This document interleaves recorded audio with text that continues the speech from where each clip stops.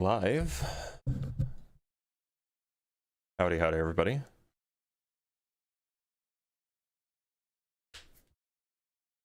Welcome, welcome.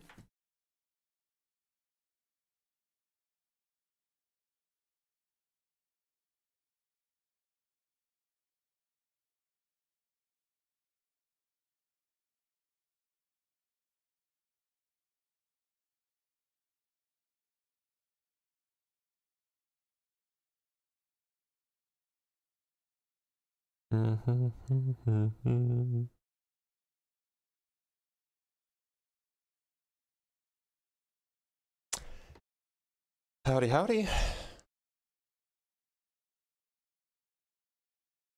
Welcome, welcome, everybody. Hope everybody's having as good a day as they can.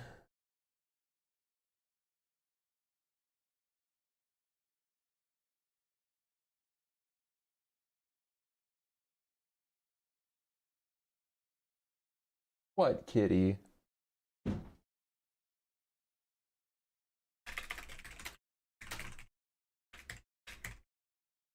Dang it, my A key just broke. Look, my A key just broke off.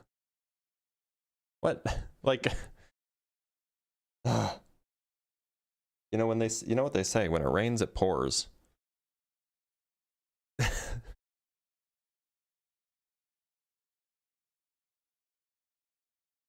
Worst thing that happened to me all day. Where is my cat? Where are you? I am typing too hard. Indeed I am. Where are you?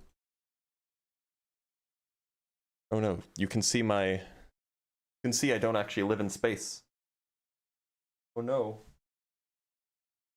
Left. She left.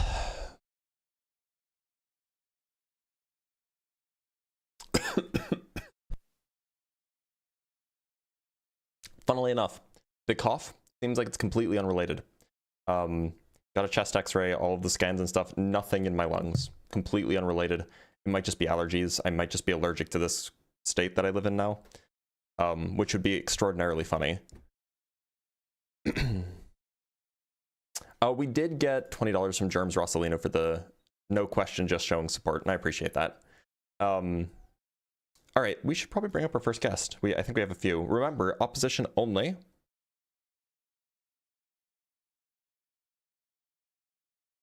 Opposition only. Let me just write something down really quick.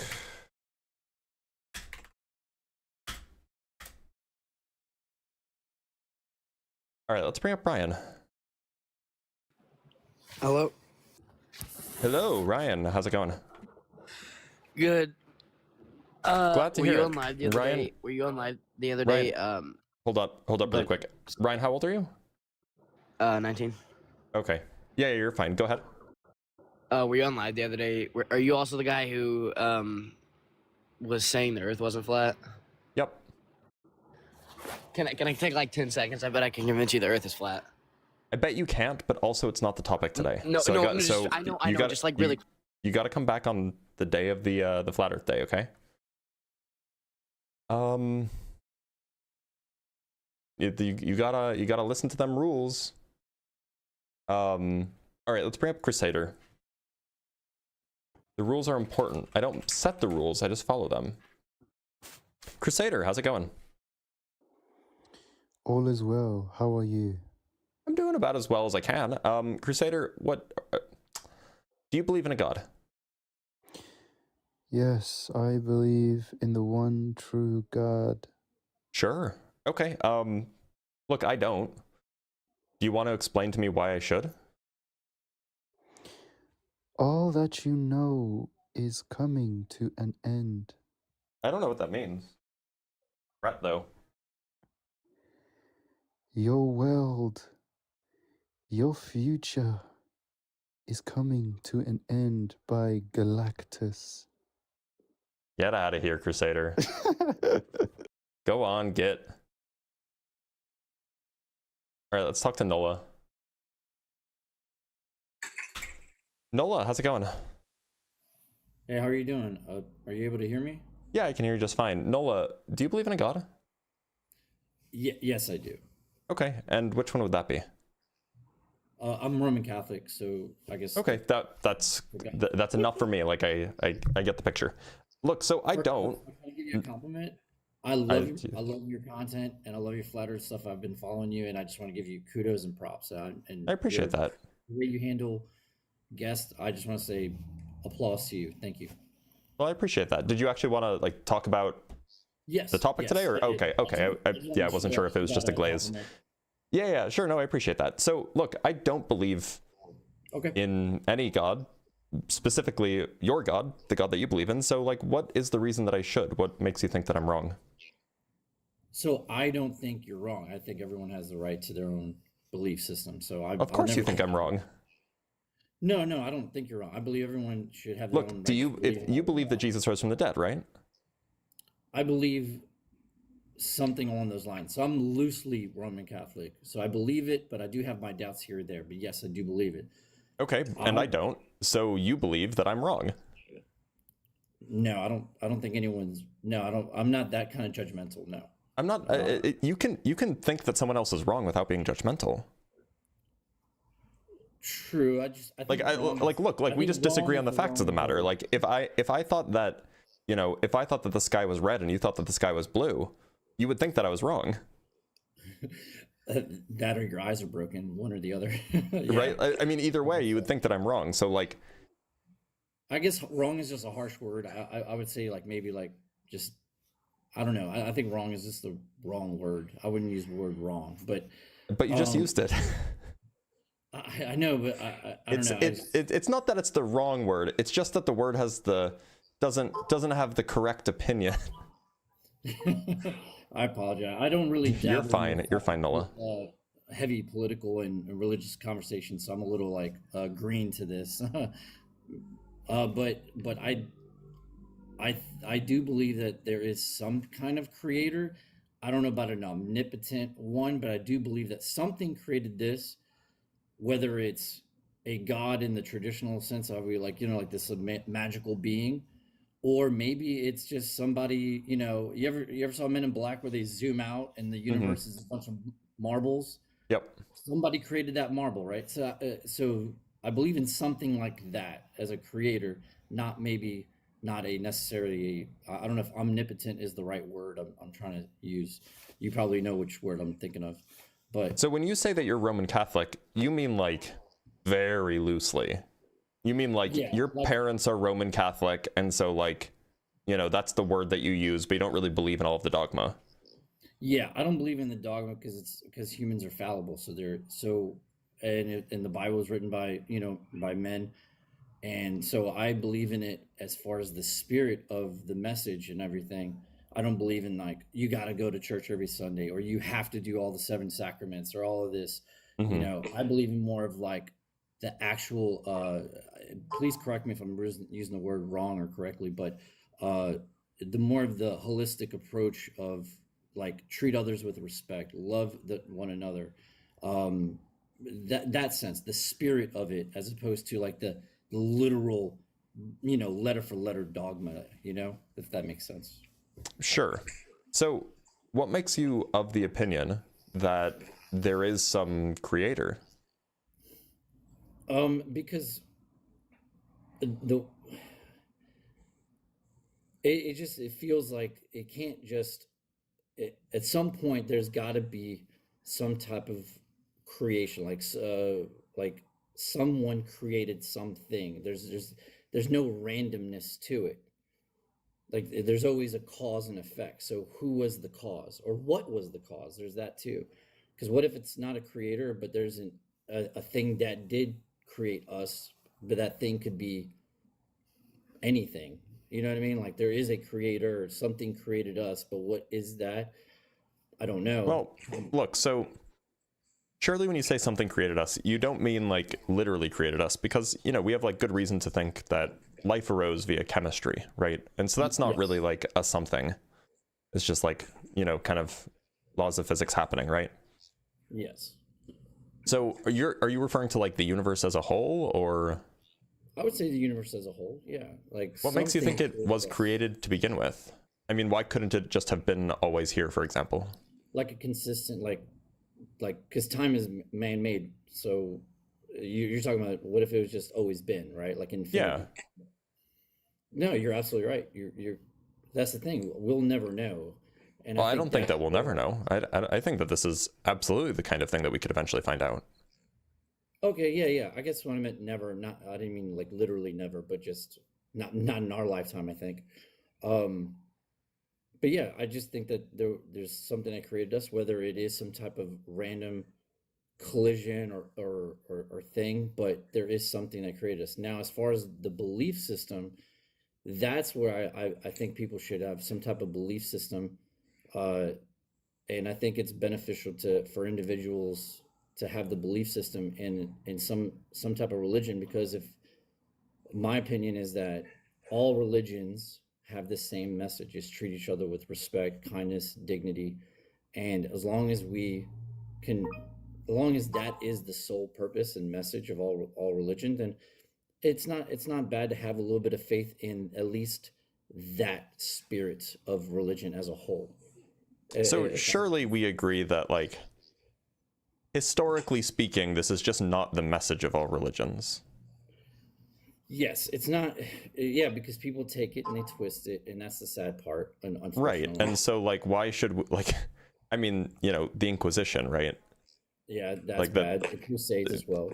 Yeah, like, I mean, all of this stuff, like the colonization on behalf of God, all of this stuff, generally not good, doesn't involve treating people with respect. So, like, I don't know if it would be correct to say that, like, all religions, they have that central message, because clearly not. Well, right. Well, no. Well, again, that's because people take it, they run with it, and they twist it. Well, people made the religions.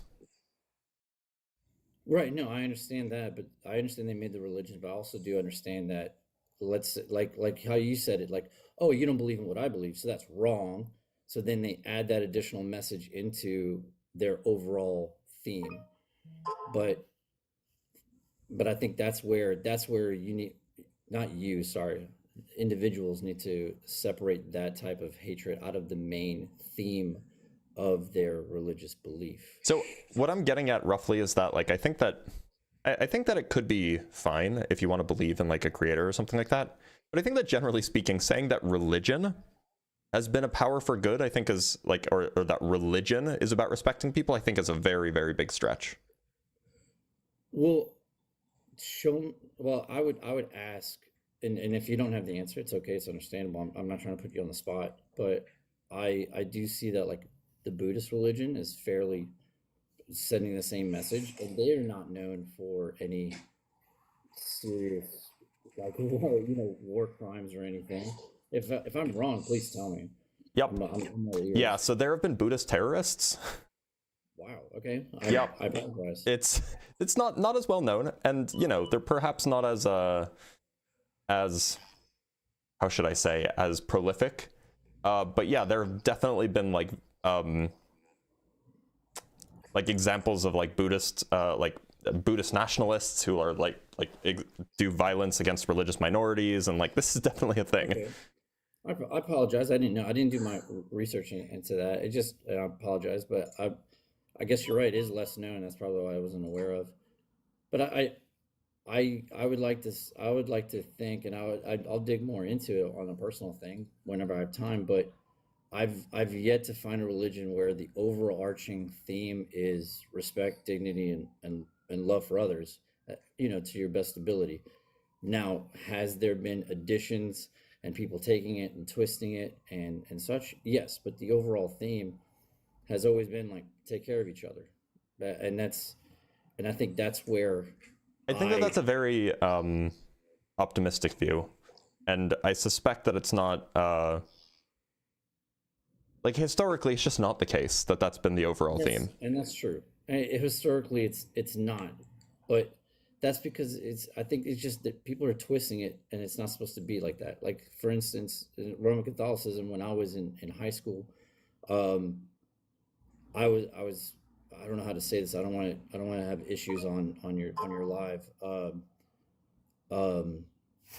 homosexuality was like frowned upon. I don't know if I'm saying the right words. I You're don't wanna fine. get banned all right. Was frowned upon. And I remember asking the father, the priest, right? We call it father, call him father. But anyway, and I was like, why is this, why is that the message? He's like, well, that's not how men and women were created, yada, yada, yada, right? And I said, but still though, like that's not in the Bible. Like, it doesn't really say it. Like, it's an addition to Well, but it does. It does say that one specifically. But that was added on way later. I feel It's like not really. It's in Leviticus. Okay, all right. I feel like that's where the human man, what's the word I'm looking for? That's where like where humans make mistakes and they twist it, that like Leviticus wrote it. Well, that's his opinion of what he thinks Catholicism is or Christianity, but that's not the overall message that was originally started in the 10 Commandments and then, right? So because it kept being built on and built on and built on. And the original message, if you look at the original 10 Commandments, it doesn't mention that one at all. Yeah, but it also doesn't mention... I'm also pretty sure it doesn't mention loving anybody in the 10 Commandments. Well, it doesn't mention hating either. Okay.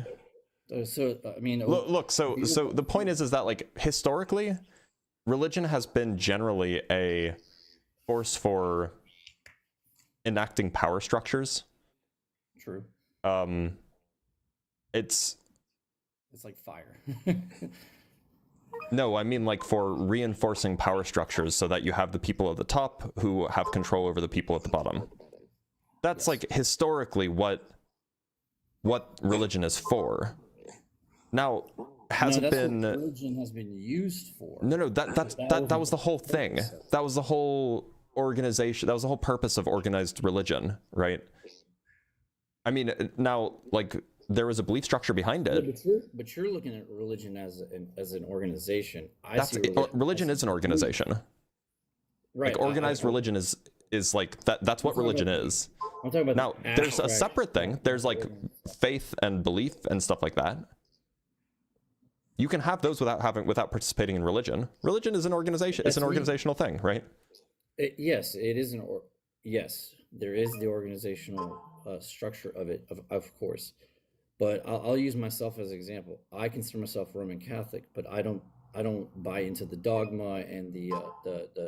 Well, then you wouldn't. You're not. Then, like, strictly speaking, you're not a Roman Catholic, right? Well, a Roman Catholic is somebody who accepts the Nicene Creed, for example, and a few other things, accepts the supremacy of the Pope, and, like, there's a few other things that, like, these are the things that you have to believe and accept in order to be a Roman Catholic, right? And if you don't do those, then, like, that's fine. You can have similar beliefs, but, like, you being a Roman Catholic is having a specific kind of belief. Right, but see, I do believe in Catholicism and the whole spirit of it all. I'm trying to approach it to where I'm not trying to, like. Oh, sorry, someone's calling me. I believe in it. I just don't believe in the dogma, the structure that humans put onto the religion itself. Like, how do you tell the difference between the structure that humans put onto the religion and the belief part? The way I separate it is what benefit is it to me as a person spiritually to follow that structure compared to... But, like, look, do you know where the 10 Commandments were originally given, like, what book it's in? Old Testament, right? More specifically, I'm pretty sure it's in Exodus. But yeah, it's in the Hebrew Bible. It's in the Torah, specifically the 5 books of Moses. In the same set of 5 books of Moses, God also sends down another 608 laws or so. What, Beatitudes and all? No, not the Beatitudes. These are the things that the Jews follow, right? But so in the same book where the 10 commandments are sent down, there's also commandments about, it is an abomination if a man were to sleep with another man as he would sleep with a woman. There are verses about, or there are laws about how you should stone someone to death if they commit adultery. So like, it's not like the 10 Commandments are any more proper or any more official than any of the other laws that are given. So it's just not clear to me how you distinguish between, oh, the 10 Commandments, those are the ones that are like legit, and then all of these other ones are just like human things. Right, I understand that, and I appreciate you challenging me on that, and it's a good way for me to look reevaluate. I just, yeah, I can understand that. What laws were those, or commands, or? I mean, you can just look at the, like, they're often called like the Levitical laws. They're like Leviticus is basically the book of laws. It's where like the laws came down, the commandments came down, where Moses gave all the different commandments. Old Testament, right? Yeah. Testament. Okay. I'm sorry, I'm not prepared better. You're fine.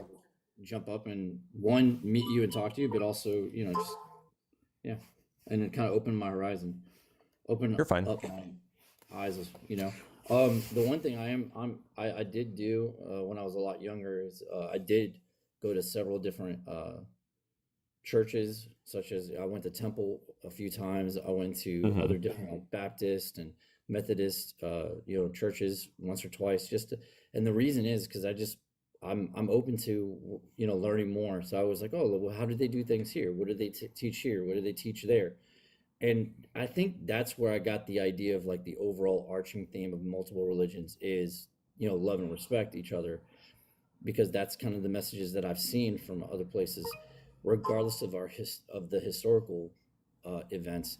But if we stuck to those, like the core of that message, that would be great. But anyway, I mean, I know I'm being idealistic, but I don't know. The question is just what the core is. Nola, I'm going to let you go. No, yeah, You have some things to do, but thanks for being here. Thank you. Take care. Bye.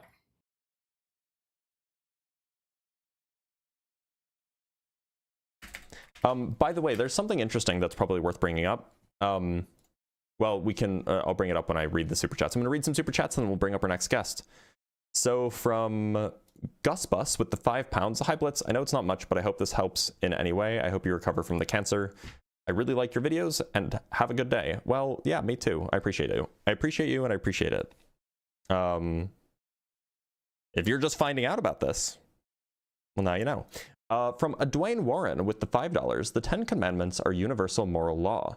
The rest of the Mosaic Law includes national and ritual laws given specifically to Israel. So here's the thing. If you go look at the Mishnah, which is the rabbinic commentary on the Torah, on the Mosaic Law, what you'll find is that explicitly one of the rabbis who was writing in the Mishnah, he writes, is Rabbi Yehuda Hanassi, writes, be as scrupulous in observing a seemingly minor commandment as a seemingly major commandment, because you do not know the value of each commandment, the commandments being the laws. So this is to say, the rabbis who interpret the rabbinic or the Mosaic Law, these rabbis were specifically telling you, yeah, just be as careful to follow all the minor laws as much as the major laws, because you don't know which one's more important. And from Bacon and Bush with the 20 Dr. Blitz gift memberships. So thank you so much, Bacon and Bush. And for everybody who just got the one of the 20 gift memberships, that's enormous and huge and very much appreciated. I'm sure that you guys all appreciate it. Make sure that you go activate it, because it's, you know, now you have a month's worth of access to my emojis, a month's worth of access to my debate notes, which are really, really helpful. And memberships help me keep this channel alive. They encourage me to keep doing this. You know, they are more regular and more reliable than they are, say like individual super chats. So they're really helpful in that way to keep things going. And similarly, from Germs Rossalino with the 20 Dr. Blitz gift memberships, that is enormous. So thank you guys so much. Yes, so in case you didn't see it, There is a health announcement that I made on TikTok and in Discord and various places. So yeah, I have a thing. It's called cancer, almost certainly. We still don't know what it is. I'd rather not go into the details on a live stream. So we'll just keep doing what we're doing, okay? And eat some shorts with the 10 Dr. Blitz Debunks gift memberships. So, geez, you guys are being very generous. So, by the way, these gift memberships, you don't have to keep them up, but if you do, that's really cool. Anyway, let's talk to our next guest. You guys are so generous today. All right, let's talk to Maxillion. Alrighty. Hello, can you hear me? I can. Mags, how's it going? I'm doing wonderful. How are you? I'm doing as best as I can. Mags, do you believe in a god? So this is where my question is kind of in the middle because I'm like kind of arguing your point, but not fully because I'm not a fan of organized religion. I think that that's kind of some BS. That's fine. However, my question here is, do we believe in consciousness that is on a higher wavelength or a different form, different dimension than us as human beings? And where does that correlate and conflate with religion and a god? I don't know if I phrased that in a way that makes sense, but You didn't? okay, so I would say, think about, like, so I'm in the sense that I believe that there are entities and higher energy forms and consciousness that is different than us in ways that we can't see or perceive here in our 3D world, but that doesn't make it less real. It's just something that we cannot perceive in our body, in our form. Why And so would you that's think that those things exist? because there's tons of things in this realm that exist that we can't perceive just because we don't have the ears and the eyes and the things to perceive it. Like a perfect, like, small example would be tones that dogs can hear, like dog whistles, that we can just not perceive with Right, our but we can measure ears. those. Can we measure Yes, these so higher power energy conscious beings? yes, so that's kind of where my question is. That's what I'm curious about and what I research and think about in my own time is, just because we don't have the tools to measure it or perceive it at this point in time, does that mean that there aren't conscious beings or energy forms of information that exist in this infinite universe? We just like can't measure it yet, because looking at things, I mean, you're smarter than me and you have more information within like quantum mechanics and quantum physics, but kind of understanding where all of that resonates from and what that means if we understood that fully. Look, you can say that, like, just because we can't measure it yet doesn't mean it doesn't exist, and that's true. Mhm. But if we can't measure it yet, we certainly shouldn't believe that it exists. Yes, I guess that's my question. I guess I'm not trying to say, yes, there's all these different beings and they look like this and they act like this and this is what they are, but I think, We shouldn't believe that they exist at all unless we have reason or evidence to think so. yes, but I guess my question is, like, when you look at the trend of science and discovery, a lot of it comes from people going, I think that there could be something there, even though there's no tangible evidence at this point in time. I see and I predict that there could be, that there might be. And so that's Can you give me kind an of my example of that question to happening with the kind of thing that you're talking about? I would say, I mean, things even with Einstein and all of those like physicists and theoretical like science people, like a lot of their research at the beginning stages was questioned, or are they It talking being out their questioned butt? is not the same as, oh, we don't have any evidence to think that this is true, but what if? I'm sorry, say that again. So the fact that people were questioning the like pioneering work of people like Einstein and Planck and so on and so forth has nothing to do with whether or not there was evidence for their claims. Okay. Like, you're making the claim that like these people, they were just like, going off of vibes, that there was, no evidence for the things that they were saying. They were just kind of like intuiting that they existed and then they proved it. Like, historically, that's not the case. Okay. I guess A question that I have for you then is, what do you define as consciousness? A thing that a thing that brains do? A thing that brains do. Okay, so And maybe I should say a thing that some brains do. that some brains do. So I guess that's kind of the thing too, is there's no definitive, there becomes a lot of gray area with what a brain does in consciousness, because my level of consciousness as a human being is different than a dog or a cat or a small animal, but yet we all are conscious in our own way. Does that make sense? Like, we are all... Sure, but I don't see, like, look, I'm happy to agree with you that humans have a conscious experience. I'm probably even happy to agree with you that, like, dogs and cats and pigs and, you know, lizards have conscious experiences. I don't see how this has anything to do with, like, higher power, extra dimensional energy consciousnesses. I don't see, like, So I guess, they seem unconnected. So I guess this is where I struggle to have like the actual scientific language. So I use kind of like metaphorical and gestural things, but kind of going back to, again, like, before we had the tools to measure it, X amount of 100 years ago, 50 years ago, we would say that these pitches, these frequencies that were dog whistles or radiation or electromagnetic waves, they were non-existent. That was just like not a thing. We did not have the data. We did not have the science. We did not have the tools to and you would measure have been justified in not believing that they existed. Yes, but again, and you would not have been justified in believing that they existed.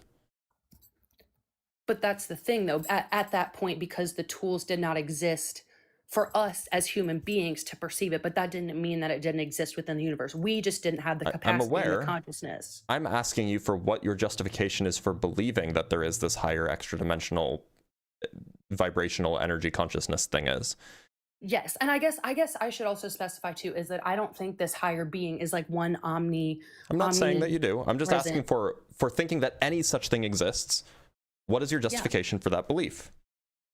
My justification is, again, that we right now in our universe, we have tons of different organisms and species and plants, animals, everything that operate on their own consciousness and their own frequency, and they exist and they are real, they're tangible, they are things that we can like things acknowledge exist in our world. I agree. Yes. And then again, because our science and our tools are constantly evolving and developing, just because we do not have the tools and apparatuses to see in these different planes or different dimensions or reach this minute level of like measuring, because we can get down to the like 0.00000000 of things, but we can't get down as small as we like, even on a subatomic level. Like, we can't figure out exactly what's happening with the quarks and the things like that. We're still trying to figure that out. Like, we truly don't have the information to figure it all out, but that doesn't mean that there's not more information to figure out. Does that make sense? So I guess my question... Saying that we don't have evidence of it yet is not justification that it exists. Yes, I guess my argument to you, or my proposition, is not, I'm not trying to say or get you to say, yes, it's real and you should believe in it. My hope and question is to get you more on the side of, just because I can't see it yet, should I totally turn my back on trying to examine it or lean into the possibility? In the absence of evidence, you should not believe in it. Yes. Then, so again, so that, like, if you say that right there... Or justification. You know, you can use other forms of justification. So that's where I'm kind of confused, because you are a big science guy, and according to your standards and having that type of attitude, then how could any sort of scientific discovery evolve if we just stopped at what was right in front of our noses? No, you look, like so you don't stop at what's right in front of your noses. What you do is you don't form beliefs about things you don't have evidence for. You can investigate, you can build new machines and see if those new machines detect things, but you don't believe those, you don't believe that they will detect things until they have detected the thing. Okay. That's how you do science. That's how you do science responsibly. Otherwise, you're coming in with cognitive bias. Okay. I hear what you're saying there. Like, I guess I'm saying, like, I don't believe, like, my stance is that I would assume and hypothesize that there are different levels of consciousness that exist in different planes that we cannot perceive. Why would you assume that? because of the mere vastness of this universe and the complexities of it, and how intense and how profound quantum mechanics and quantum physics and how gravity and electromagnetism and how all of those things dance and move together, that's such a confusing like science frontier for us, and we truly really don't understand all of it to a minute and specific level to where we can like pinpoint and say, okay, yes, when the gravity spins this way and does this, and there's X amount of force, and on this type of planet or this type of thing within the universe, it's gonna play out and create Earth and make it like we can't So go for back what it's in worth, time. at that level, we do understand it. There are gaps. There are places where we don't understand it, but we understand these things far better than I think you think that we do. Okay, I guess so. Here's the thing. Like while we understand how a lot of the metrics work within um like general relativity and quantum mechanics and quantum physics, we do not have enough of a detailed grasp on it to actually pinpoint how and why everything in our universe, even just on planet Earth, has manifested in the way that it has. Like, yes, we can go back to the Big Bang and say, okay, yes, these molecules, when they went together, they did this, it created this explosion, which then allowed these molecules to come together and then form Earth and condense from this matter. But we cannot give like an explicit write down of every single part of the composition of this Earth and why we have all of the elements Why that is we that? do and why they formed in this way. Look, so let's say that would you say that like we know how like a baseball, like the mechanics of a baseball being thrown works, like how it flies through the air? Yes, but I would say that again, there's still some slight nuance to that because again, we understand how it's working from our perception and our perspective, but there's still influence within the universe and how we're moving through space, how we're turning through time, how everything is constant. Like nothing is 100% Which part of the consistent. baseball flying through the air do we not understand? I would say that's the thing. Like again, I think that we can calculate it and understand it from our plane and our perspective here on, how should I word this? Like we can quantify and say that if we throw something at X miles per hour at X arch, it'll land here and it'll take X amount of seconds or X amount of time to do so. Like I understand that we can. So which part do we not understand? I think the part that we're missing is the nuance of like, while that is like we can chart What nuance? What are we missing? The fact that the Earth is constantly evolving and changing as we're moving through space. Like that's again the Okay, part what of does that have to do with the baseball mechanics. flying through the air? The fact that it's, even if it's a 0.00000000001 part of like amount of change each time you're throwing that ball, it's technically, if we want to get like super specific about it, like you could throw the ball and I could throw it in my yard and throw it at 20 miles an hour at X height and it lands where it does. Yes, technically on the Earth, it'll land at that same spot if I do it at the same time. However, in the universe, it's still not technically at the same spot because we've moved through space. The Earth has turned because of the rotation. Like, how is that relevant to the trajectory of the baseball? Because it's again, it's depending on the like the Einstein's trajectory of theory the baseball. relativity. We can describe the trajectory of the baseball with respect to the surface of the Earth, no problem. We don't need Einstein's Yes, but relativity again, for that. that's my thing. There is like the theory of relativity as We don't yes, need it's relativity for accurate. that. But you do, but this is where I'm like confused because again, like you can throw it on the Earth and say, okay, I'm going to throw it at this speed, at this whatever, and it's going to land right here on X. I agree with you. And I think that that's something tangible, that's a fact. We can calculate that. However, what impact and what nuance is there to also appreciate that while it might be on this same spot here on Earth, technically, if you zoom out, I'm saying, it's not. So I'm suggesting, I'm asking, from the Earth's reference frame, Earth's reference frame. Yes. Is there anything about the trajectory of the baseball that we don't understand? No, but my point is not about the Earth. Okay. That you so cut then, me off. okay. But I didn't get to finish my that's what my question was about.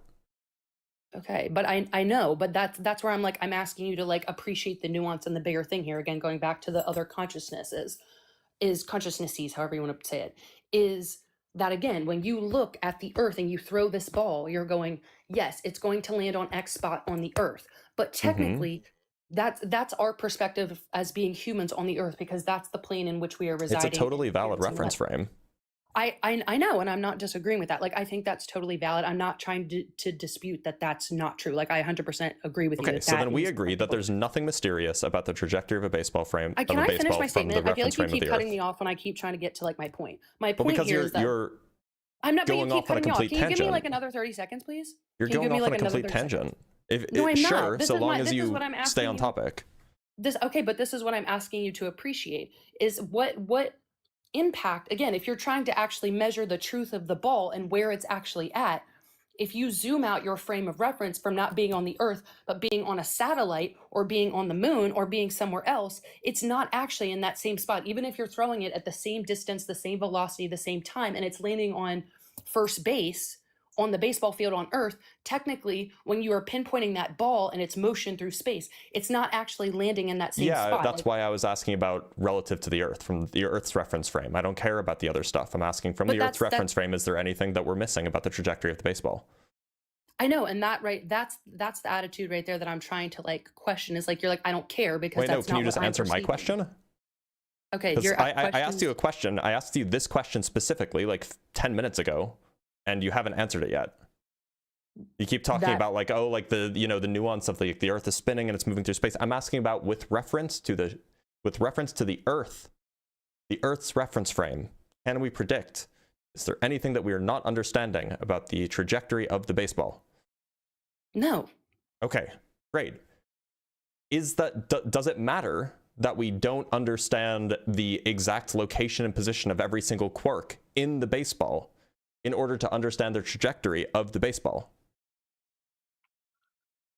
Yes and no. Like, that's where, again, like, I think you can, like, I agree. No on the sense of what we're trying to calculate and figure. If you just want to know where the baseball is going to land, no, you do not need to know every single microscopic grain within that baseball to see where the big mass of it lands.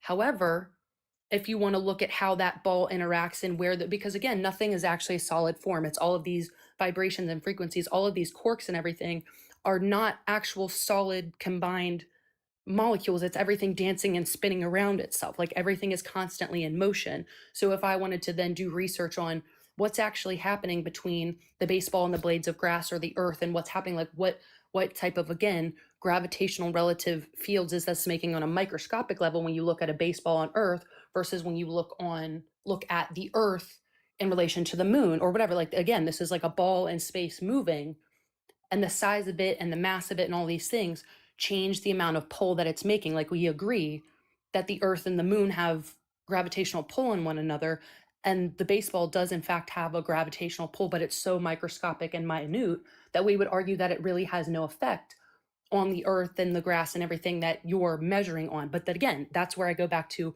our tools and our research is limited in the fact that we cannot truly perceive at such microscopic levels and even macroscopic levels. And so that's Right. where I get into the So question look, of, the reason I'm asking this question is because we can know everything that we need to know about the baseball's trajectory as it flies, in the air relative to the earth, without knowing anything about quarks moving around inside the baseball.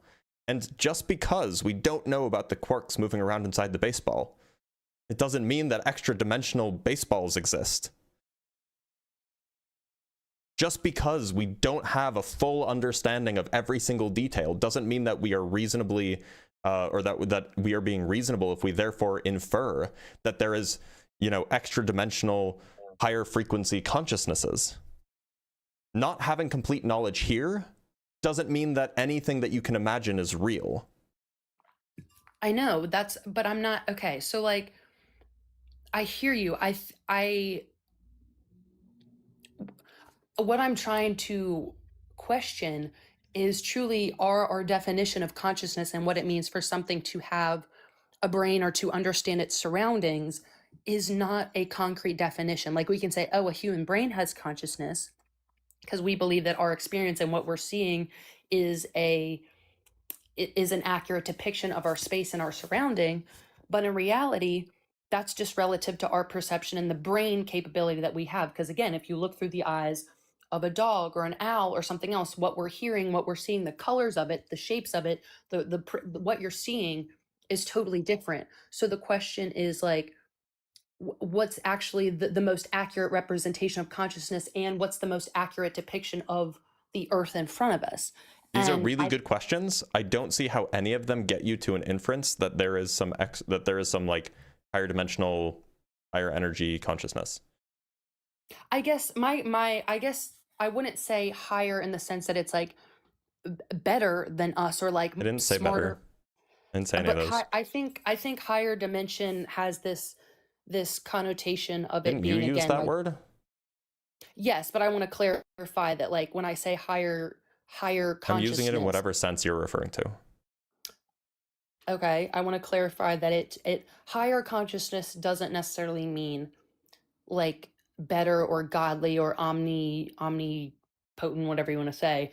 It's just that it is different and that it perceives the world in a different way. And I think that there could be an argument that there is consciousness that is existing that has, again, like a brain that's able to take in information and perceive the earth, but it's not visible to us in a way that we would what's the perceive as, argument like, for it then? structured. You said that there is an argument. What's the argument? Again, going back to the fact that within scientific research, within the past hundreds of years, is we couldn't see electromagnetic waves. We couldn't see these other parts of these light Okay, we're spectrums gonna have and to wave formalize spectrums. this for you. Why are you One cutting sec. me off? Like, does that not like that? No, that's it's my a non-argument, and this is why I'm going to formalize this for you, because it'll help clarify why this is a non-argument. But I think that is an argument because that's the whole it's not, frontier which is of why science. I'm you for you. To you, though, you don't. No, think I mean so, it's just this is just like definitionally not an argument, right? Or it's at least not a valid argument. So your premise one is something like historically in the past there were real physical things that we were, sorry, my A key just popped off, that we were incapable of measuring or detecting, right? That's your first premise of the argument that you're trying to offer, right? And then it goes something like P2, if in the past there were real physical things that we were incapable of measuring or detecting. Okay, actually, I guess this is a valid argument. It's not a sound argument, but we'll get there. That we were measuring. I guess I made it valid for you. Valid doesn't mean correct, by the way. Don't take credit for no, that, no, my you guy. didn't. You didn't make this valid, by the way. I'm formalizing I've been this for you. this entire time. To be clear, valid doesn't mean correct. Valid means that it's it like has a like particular formal form. But anyway, if in the past there were real physical things that we were incapable of measuring or detecting, then something like then it is likely, or let's say it is plausible, that there exists higher energy, not in like the superior sense, higher energy extra dimensional consciousnesses that, I probably spelled that wrong. And then your conclusion is that it is plausible. This is the argument that you're presenting, right? Yes and no. I feel like at the end you're paraphrasing. So like, yes, because in the past there were, and again, I don't. This all stems from an understanding of wavelengths and forms and things on a scientific, tangible level, from the minusculeness of quarks all the way up to big gravitational waves and all this stuff. Is that we are constantly trying to evolve and deepen our understanding of these waves and how they dance and play around together. We do not have a Is this the concrete- argument that you're making here? Like, have I correctly summarized the claim? I would say yes, but I guess the other thing to clarify is like our perception of consciousness, I also think, is limited to a human bias and what we perceive to be again, we only understand consciousness and intelligence in the way Okay. that we can grasp it through our brains. I So think it that was again, a yes. Now, can you justify this premise, the second one here? if in the past there were real physical things that we were incapable of measuring and detecting, then it's possible that there exist, again, other energies that we, yes. What do you Can you like justify this? Can you justify this premise? justify it how? Like, yes, Give like some sort of reason why anyone should think it's true? because that's the whole fun. What? Yes, justify it because again, all of our understanding of science and research is going to understand this stuff. Like, I'm confused on what you're asking me to justify. I feel like I've been justifying this the entire time. Like, Look, our so let me give you an example of why I think that this kind of claim needs justification. If chemical and or let's say if chemical warfare was conducted in the first half of the 20th century, then it is plausible that antimatter dark matter warfare will be conducted in the future. Clearly that's not like a justified claim, right? But that also, I feel like that's not a concrete thing because that's not taking into account like other effects of like what people are fighting on, why they're fighting, what they're using, like just be that like yeah, so you're right. It's not the thing I said is not justified because just because something happened in the past to some unrelated thing about some unrelated thing, in this case chemical warfare, doesn't mean that some future thing will ever happen about some other unrelated thing like dark matter warfare. So you're making the claim that there was like a kind of sound that we didn't know about 150 years ago. So what has and now the most you're using that to consciousness then in our infer. universe? You're using that to infer that at some point in the future, or that it's at least plausible that there exists these other unrelated things that might exist. That inference is not justified, and I'm asking for the justification. So what if?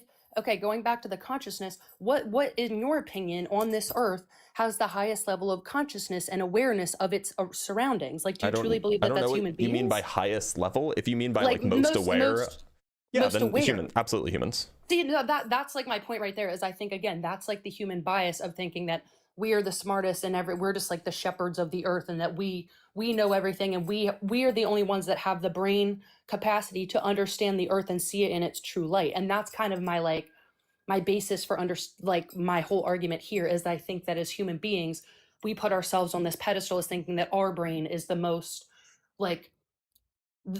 equipped to understand, but that's really not true. This is just our brain, and even though we've done you can't say that's really not true. You have no justification for thinking that that's not true. But you have no justification for thinking that it's true either. I'm not making the claim that we are absolutely the highest, most sophisticated thing in the universe. I'm just not making a claim about it either way. I don't have a belief about it either way. You're making the positive claim that it's false that we are the most sophisticated thing in the universe, that there are these higher energy or extra dimensional or whatever, frequency stuff. You're making the claim that those things plausibly do exist, and you need to justify that. Again, so that's I feel like that's the catch-22 is because again, I don't have the scientific research right in front of me to be like, yes, these other dimensional consciousness things exist. But again, we understand and appreciate that there are these other dimensions, and that when they... What other dimensions do we have evidence for? I mean, with quantum mechanics and all of these things, that's the argument of there being time as a different dimension, these 9 space dimensions up to 9 to make it all play out. String theory. Are you making the claim that string theory is true? I think that there could be some truth to it. And again, it's not what evidence do you have that supports that? Again, that's where I'm I'm not an expert in this. I'm researching this as we go. I'm reading books. I'm like The Elegant Universe and Reality's Mirror. Those are 2 that I'm reading right now that have kind of sparked this question within me of you should read the book Not Even Wrong. Okay. It's by what's his name? Let me pull up the book. If you I read The Elegant Universe, I read Fabric of Reality, I read these books. I think that they're good books. But there's a book by but if you're going to read those books, which are very pro string theory, you should also read Not Even Wrong by Peter White, Hold on, let me because write it down. it'll give you a more balanced view. And here's the thing, like I don't like believe wholeheartedly that string theory is wrong or right.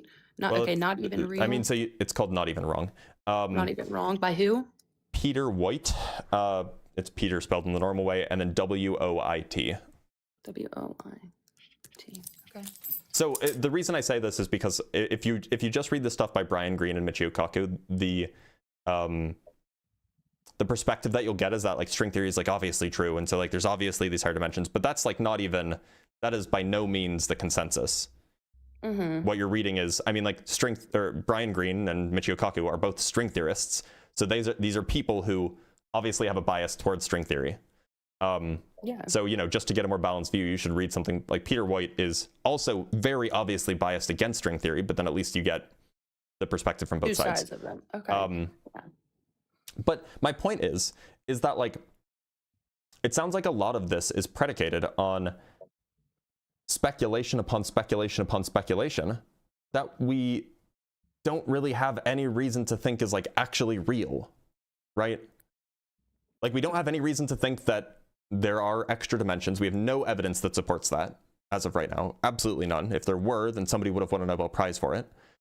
We have no evidence to think that like, you know, consciousness is like some kind of extra dimensional energy. We have no evidence to think that there are higher beings. We have no evidence for any of this. So why should anyone think that it's even plausible?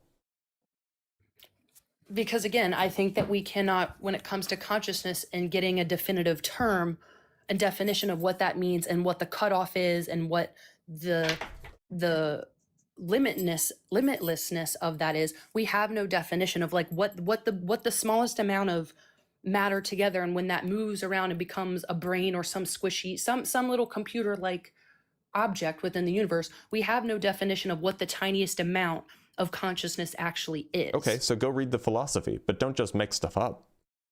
But that's the thing. I guess I'm not making stuff up. This is just like my hypothesis of saying like, if a hypothesis has to be based on observation, right? It has to be based on some sort of evidence. That's how you form a hypothesis. You make an observation, you propose a hypothesis that is based on that observation. So what's the observation that this is based on? The observation that we cannot define the smallest. That's not an observation. An observation is a thing that you observe in the world. Right? An observation is not like our failure to do a philosophical thing. Even though I haven't done the scientific research, I can argue and say and observe and say that we do not have a definitive concrete definition of what consciousness is and what it stems from and what allows us to have the human experience, or what allows other animals that we decide have consciousness. Like we don't have like a qualitative and a quantitative metric for what that standard is of, oh, you need to have X amount of molecules of this. They have to have X amount of this. They have to dance this way. They have to move this way. That's all true. So yes. You're proposing this extra dimensional higher frequency consciousnesses as an explanation for how does your proposed hypothesis explain the observation that you made, and what predictions does it make?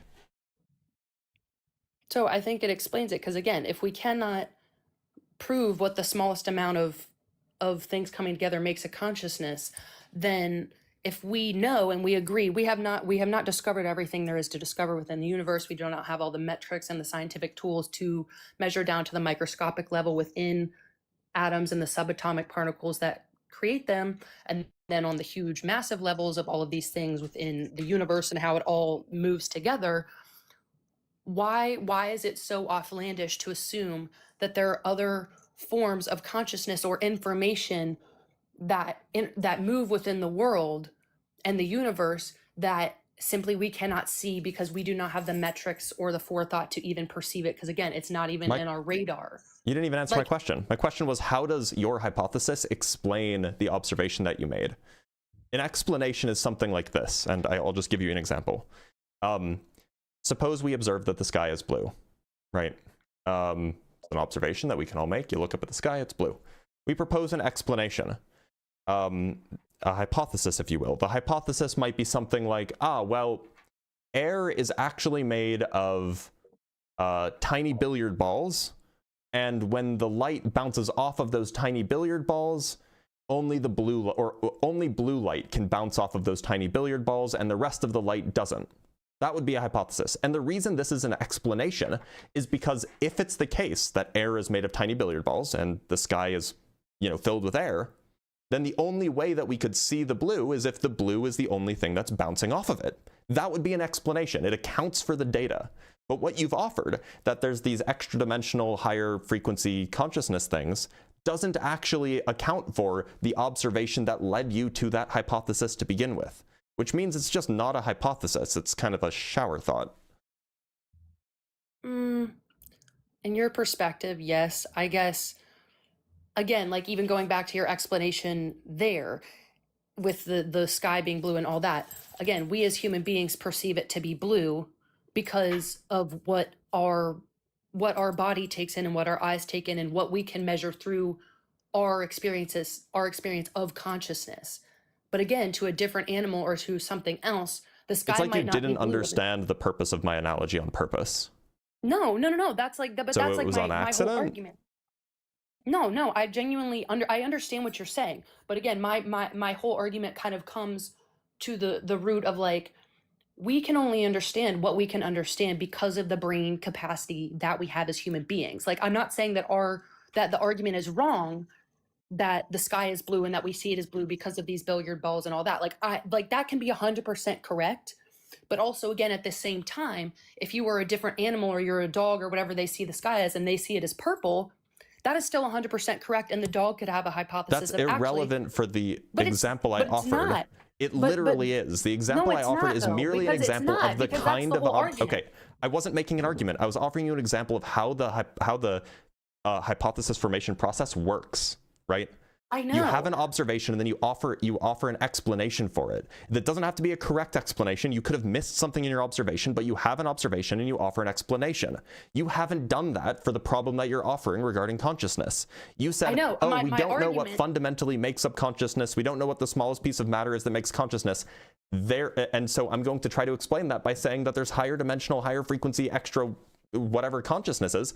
And then you didn't offer any explanation for how your hypothesis explains and answers the problem that you brought up in the first place. You've made no link between these extra dimensional consciousnesses and the smallest piece of consciousness that you can make with matter. You've made no link there. Okay, well, I guess my argument would be, well, since we can see again that there's consciousness within our Earth now and what we're experiencing as human beings, and again, you can argue and you agree that our scope of understanding and perceiving the world is also limited to our ability to perceive it with our brain capacity and our bodies. Like, it's like the universe is infinite, and things, again, we see on the Earth all the time, like everything, like there's so many different forms of everything. So why would we assume that it just stops at what we can perceive as human beings? Like, that's my argument. It's like, that's not an look, okay, you understand that a hypothesis, the goal of a hypothesis is to explain some unexplained observation, right? Sure. That is what a hypothesis is for. If it doesn't do that, it's not a hypothesis. Okay. So how does your hypothesis that these higher frequency consciousnesses exist, how does that explain the thing that you said we didn't have an explanation for? This is where I think there's like a miscommunication here of like what I'm trying to like explain and like say. Like my argument is that like I'm just trying to, like, my whole argument from the beginning of this is like, I don't believe that, yes, for 100% fact, there are these beings that operate like this and the consciousness forms this way and it's on this dimension and this, that, and the third. My only hypothesis and only like question to scientists and other people is that, like, just because we can't observe it or we don't see it and it's not in our radar doesn't mean that it couldn't be existing right now and other things couldn't be observing it. Because again, like on a spiritual note and things like that, if you've ever experienced things that are paranormal or you have animals that have like moved and done weird things, like what are they perceiving, what are they hearing, what's happening, that they're acknowledging something that's in the room that I cannot see, that I cannot understand, that I cannot perceive. They see it as a consciousness or some sort of being, some sort of form, some sort of sound, some sort of whatever they're seeing some sort of disturbance in the world. I know that's kind of woo-woo, and I know that's like, again, but that's kind of my point, is like, why I feel like just as scientists and in our scientific research, we're very, very biased to go, well, if I can't see it in my human eyes and my human ears and my human brain, then it's not worth looking at, and it's not real, and it's not happening at this moment in time. Okay, so I can't see the invisible teapot that's orbiting Jupiter and knows the future. The teapot knows the future. See, now you're being just like totally like. Does that mean that I should think that the invisible teapot orbiting Jupiter is a plausible thing that actually exists? See, well, that's the thing. Like, you're throwing out like this like crude example of like. By the way, oh, this is like a magical really teapot. famous example. It's not crude. It goes back to Russell. It's called Russell's teapot. This is like a well, that's pretty well-known example. okay, but that's fine. But I like what I'm. And to be clear, I'm proposing a teapot that's invisible and knows the future. You're proposing extra-dimensional, higher frequency consciousnesses. Yeah. And Because mine's crude? again, what defines consciousness? We cannot define consciousness and what it actually is. So what's to say that there isn't consciousness or information or things that are sentient to some sort of caliber and degree? Because I could also argue that things like plants are sentient and conscious in their own form because they take in information, they move and do stuff. Like, I mean, you could what's to argue. say? I'd love to hear you argue that, but it, we'd probably end up down a rabbit hole. My point is because we can't know, because we don't know everything, it doesn't therefore follow that you can propose anything. Yes, I guess I'm not like my argument and my want for the science community is not to just, I'm not saying go, yep, everything's real and there's all these extra consciousness and they exist on a million platforms or a million levels and a million dimensions and yada, yada, yada, yada. I'm not saying to just like wholeheartedly agree with that. I just feel as though the science community is very obstinate on even looking in that direction and even like thinking about trying to observe it or perceive it and go, are there other conscious forms?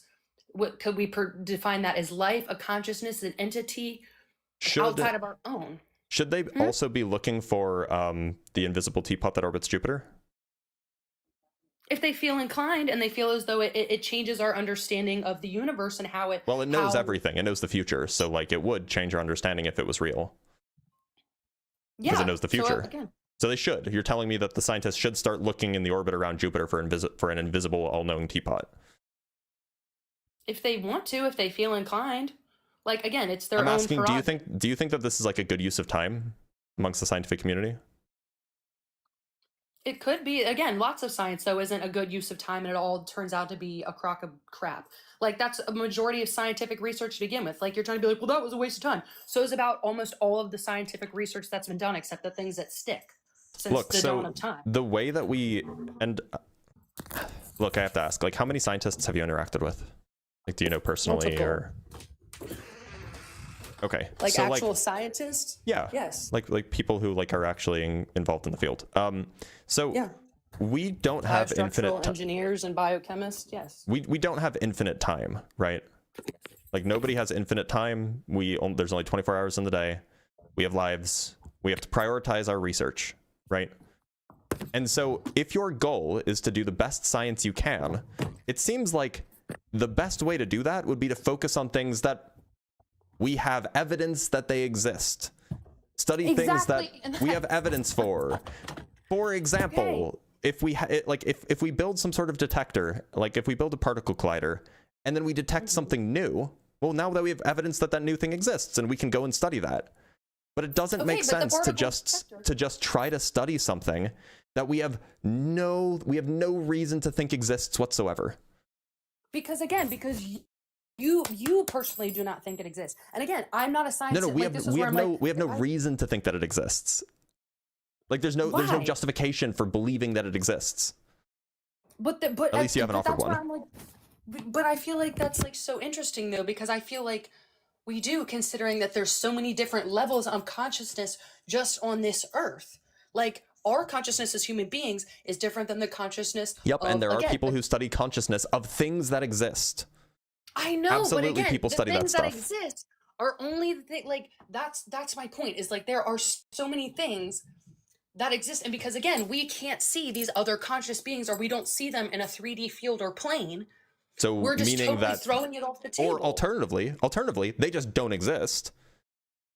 And it doesn't make sense to look for things that don't going back exist. to the research back in the day, where again, before hundreds of thousands of years ago, And we've looped. when we have frequencies, we have electromagnetic waves, we have radiation, we have light spectrums. Like, this was not perceivable. They did not, like, this was not understood. And you would have been totally justified in saying, yeah, it's not worth the time looking for these things that I know, we have and no that's what I'm evidence saying. for It's like, exist. just because you right now don't think that it's worth it doesn't mean that it's not a possible thing. And that's like my The claim is not that it's not possible. Your claim is that it's plausible.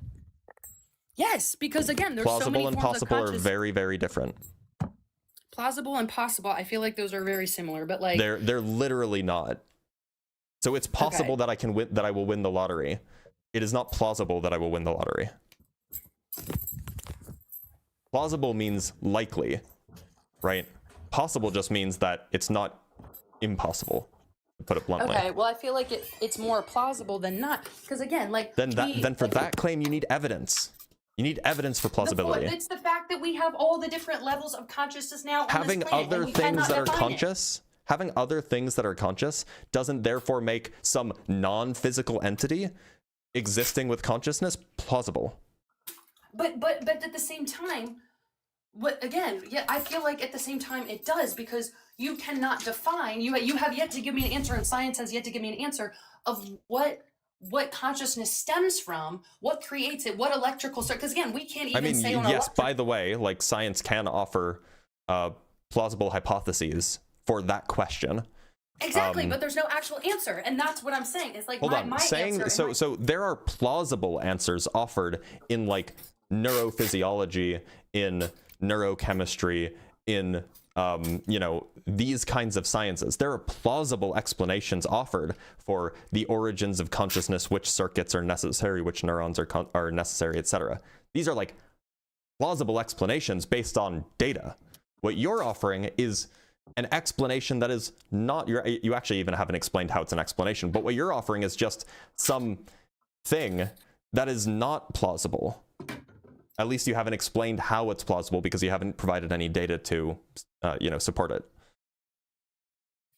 Again, I guess my data, you're asking me to like cite some source or cite whatever. I Yeah. think that it's plausible in the fact that, again, our research on consciousness and the huge array, the spectrum on this planet of plants to animals to human beings, fungi, all of it, the spectrum of which we quantify and calculate and define something as conscious, it is a whole moving spectrum. There is not like Yeah, and that doesn't mean anything about extra-dimensional higher frequency consciousnesses. They're unrelated. Bro, you're cutting me off, bro. What I'm saying, I am cutting you off because I know, which is rude, because I'm trying to finish you have a tendency my to kind of sentence. I ramble. let you finish.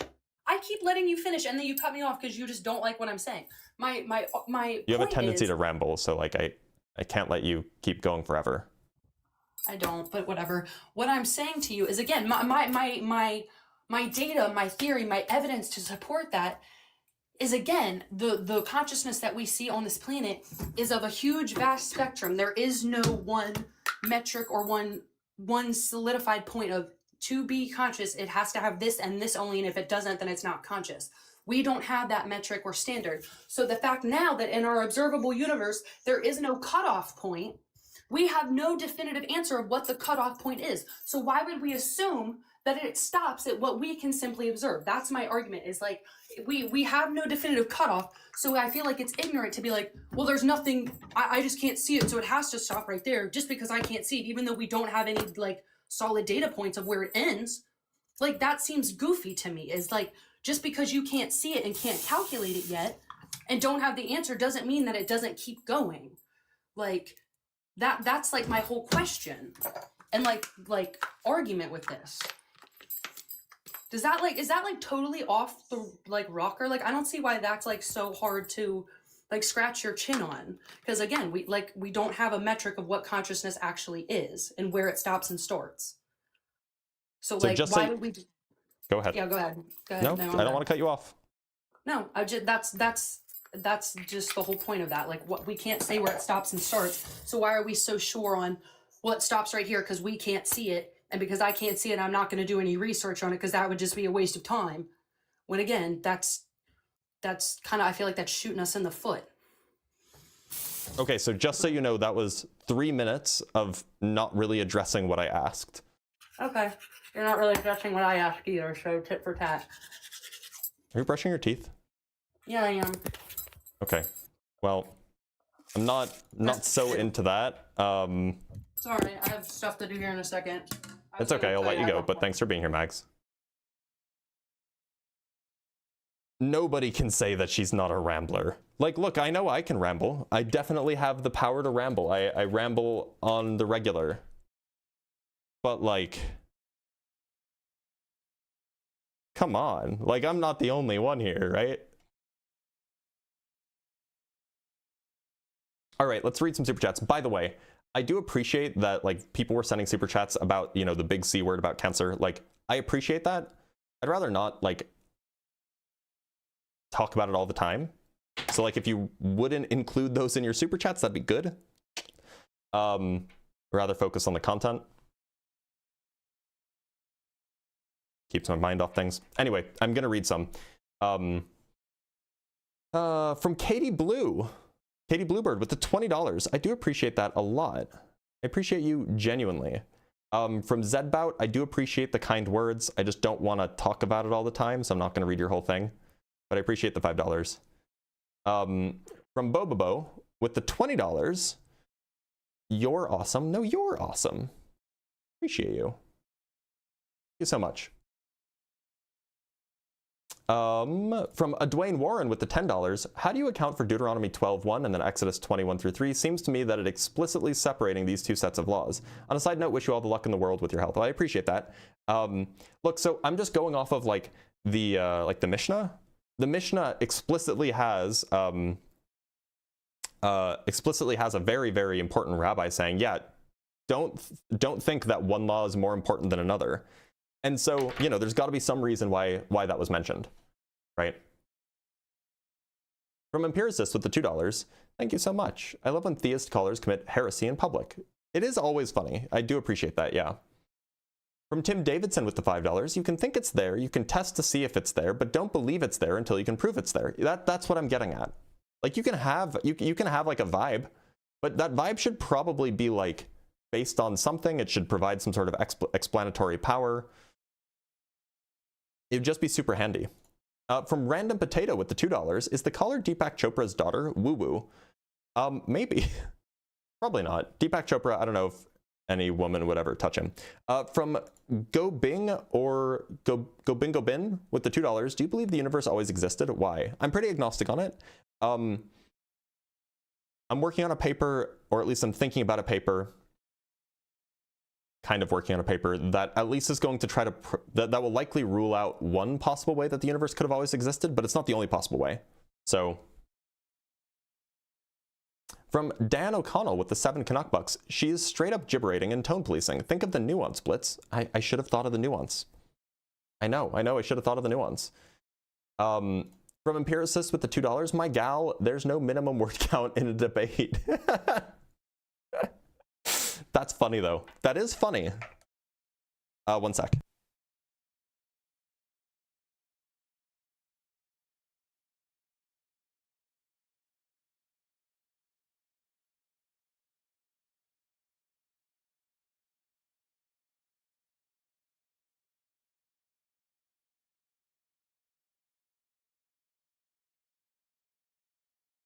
Oh, yeah, sorry. Her argument is the rhetorical equivalent of flinging poop at a wall. I don't mean this in a derogatory way, but it just seems like that she wasn't really addressing what I was getting at. And maybe I wasn't communicating well, which is totally plausible. 100% could be my fault. But like, all I was getting at is that a hypothesis better be able to explain the thing that your observation, that you're confused, or that your mysterious observation was mysterious about. Otherwise, what's the point of the hypothesis? And from L'Oreal Ashley, thank you so much for the $20. When someone says Einstein ran on vibes, it's usually a sign they shouldn't bring up quantum mechanics. That's true. Most people don't really know anything about the history of physics, so From Grimlock with the $5. Unfortunately, humans generally do have one of the most intellectually developed brains on the planet. Also hydration. I did, but I appreciate it. From Bacon and Bush with the $5. Brian Greene, when he's not talking about string theory, is a really good science communicator. He even makes sense of string theory. I just can't buy into it myself. Yeah, I agree 100%. Brian Greene. So I really liked Michio Kaku in the early 2000s, and he actually did really good science in like the 80s and 90s. He developed a lot of supergravity and stuff like that. He seems like he's kind of gone off the deep end a bit. I wouldn't really believe what Michio Kaku talks about these days anymore. I wouldn't really take him seriously. Brian Greene is still an excellent science communicator. He's just really invested in string theory, but he's very good, and he's still active, if I remember correctly. From Grimlock with the $5, I just want one guest to explain how something can have consciousness without electrochemistry in a system like a brain. Well, what about a computer? That's just regular electricity, not chemistry. From Cheese Crust with the $5, hope everything will be okay with your health, Dr. Blitz. I hope so too. All we can do is hope for the best. From Candace with the $5, I observed that the ball of light traverses the sky and warms my body. My hypothesis is that it is a ball of fire, extremely hot. Tests are suggested.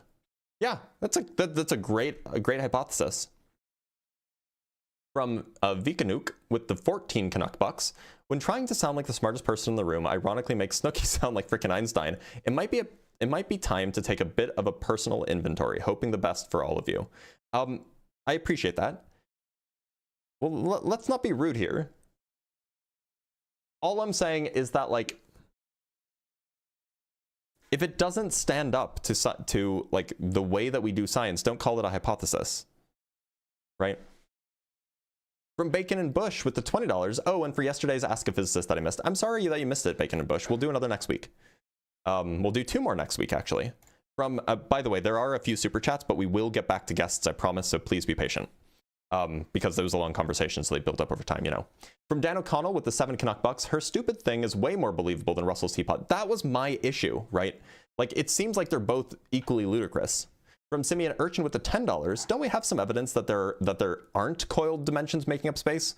Like having to do with measuring if gravitational waves lost energy over vast distances from the dimensions? Yeah, so there's some evidence that it like basically put an upper bound on the size of these dimensions and how like strongly they couple with other things. But we don't like, it's very hard to give evidence against them, like definitive evidence against them, because you can always make them smaller. Similarly, you can always make supersymmetric particles more massive.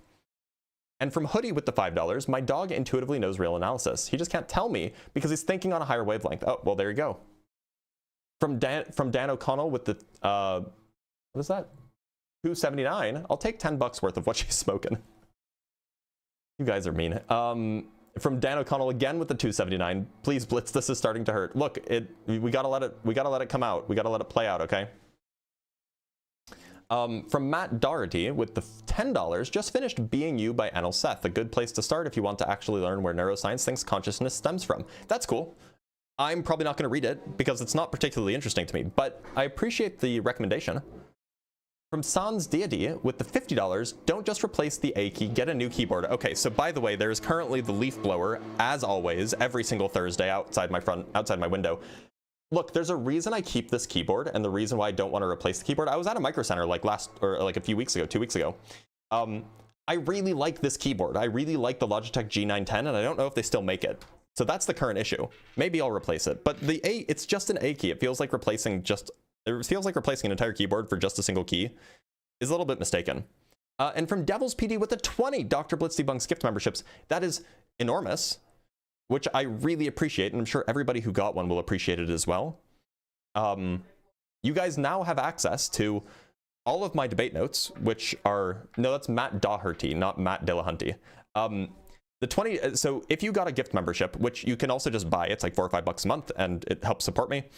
What you now have access to is you have access to my debate notes, which I use in all of these conversations. Let me show you let me just give you a glimpse. So here's what the debate notes look like. Let me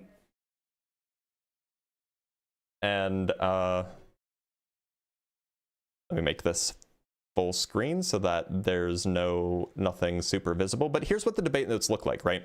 So there's stuff on flat Earth, there's stuff on a lot of different topics, and you can just look through them. I update it on the regular. I haven't updated in a few weeks because of the health issues, obviously, you know, with all that stuff. But like, these are things that, you know, could be useful if you're debating theism or the shape of the Earth or any of that stuff. So consider it. And you also get access to emojis, which is fun. From Issa Secular with the €6, you have to watch the last guest on Ian's live yesterday. Epic, butt stuff. That was a wild ride. Keep up the good work. I listened to it live. From Joshua Everett with the $5, I don't see any ninjas in the room with me, but that's just a sign that they're really talented ninjas, right? That's exactly what it is. They're just hiding. From Oren Pucht with the $5, she has 250,000 followers. I bet she always rambles. Be well, brother. She does have a lot of followers. That's crazy. I didn't know that. We have a few more super chats to go through and then we'll call it there. From Eat Some Shorts, sending another 20 Dr. Blitz Debunks gift memberships, which is enormous. Thank you so much, Eat Some Shorts. And for everybody who received them, I hope you guys send some big W's, because a lot of people just got some memberships. From Might You Find It Interesting with the $5, it just bugs me when they say scientific research is a general waste of time, but they want us to look for made up things. Well, yeah. I mean, look, it is true. Most science ends up not being useful, but you can't figure out what's going to be useful until you do the science, right? From Tim Davidson with the $5, if you don't believe in magic, I give you the computer. We send lightning through some crystals to get information from far away. Magic. It feels like magic, but it's not. From Curtis Martin with the $5, I just want to say you look beautiful today. Do I? That's so sweet.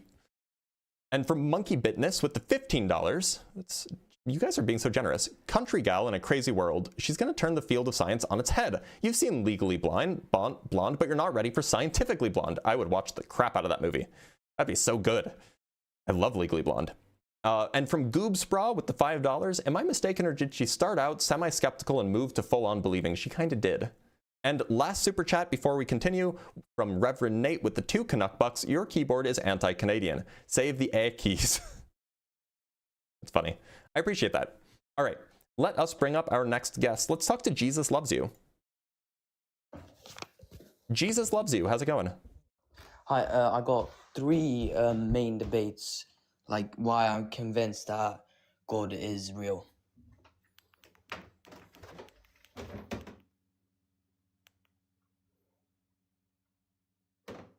So I can't hear you. Sorry, I was talking to my wife. What's up? I got 3 main debates why I believe that God is real. Okay, give me just 1 sec, okay? I just got to write something down for you. Okay, your name is Jesus Loves You. I just try to write down the people that I talk to. Oh yeah, okay.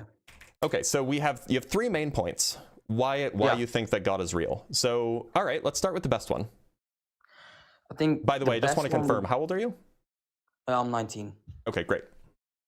The best one would be probably that before, like, we have evidence that the universe has a beginning, right? Like the Big Bang. Oh, I don't know if that's true. Well, there is evidence of the Big Bang at least, and like. I agree, but yeah. What does that have to do with the beginning? Because the Big Bang must have a cause, right? Everything with a beginning must have a cause. So the Big Bang. Who says that the Big Bang is? So maybe we just are talking past each other. What do you mean? What do you understand the Big Bang to be? Well, molecules and atoms that come together and then just make a bang and then create planets, for example. It's not really right. The Big Bang is a description of the early universe. The early universe was very, very hot, like 13.8 billion years ago. The universe was very, very hot, very, very dense, and it, for reasons that we can speculate about, it expanded. That's what the Big Bang is. Okay, let me ask you this. Do you believe that the universe has a beginning, or do you believe it to be eternal? I'm agnostic on the issue. I could go either way. Are you agnostic about the issue about God? No. No, okay. Okay, well, then, okay, so I at least thought that the Big Bang, everything with the beginning must have a cause, and then it kind of comes into my second argument. There's so much order and design of this universe that point to intelligent designer. For example, why does the cause of the Big Bang, the cause of, say, the expansion of the hot dense state, have to be an intelligent designer? Yeah, exactly. I know, and I understand the argument. Don't say yeah, exactly. Answer the question. I mean, I just want to say that, like, I understand that the point you could say, well, nature caused this, but if you, for example, go out to Mount Rushmore, right, and you look at all the presidents' heads, and someone told you, well, no, nature just made this. All these presidents' heads just formed over this time, and nature just made these heads naturally. I would think that's illogical because there's so much order and design to the heads. That's Same way great, being, but the Big Bang does not share similarity to like okay, humans as Mount Rushmore does. Okay, well let's go past that argument. Say what's it called, when you look at the universe, how there's so much order and design, right? Okay, so to be clear, your best argument was taken apart merely by asking, how do you know it's an intelligent creator?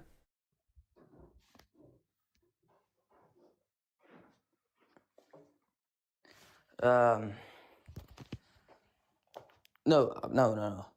I meant everything with the beginning must have a cause, and when you look at the cause, well, so how do you know that the universe had a beginning? The Big Bang. The Big Bang isn't understood as the beginning of the universe. And what is it understood of? It's understood as a hot, dense state that the universe was in 13.8 billion years ago that began to expand. So you can say that the Big Bang is the beginning of the expansion, but it's not the beginning of the universe necessarily. Oh, it's like you went away. Oh, he ran. I actually don't think he ran. I think that he probably left because I heard a sound, and then maybe he'll come back and we can finish the conversation. Let us just quickly read one of the super chats that we got. We got a £10 donation from the last judge. I appreciate that so much, guy. Very generous of you. Also, and I should make sure that I read this because otherwise I will forget. Oh, that reminds me, I have to cancel my, we got a super chat, not a super chat, sorry, a Cash App from Shay earlier today, and it's very much appreciated. So thank you so much, Shay, as always. Okay, let's bring up our next guest. Let's talk to Alec.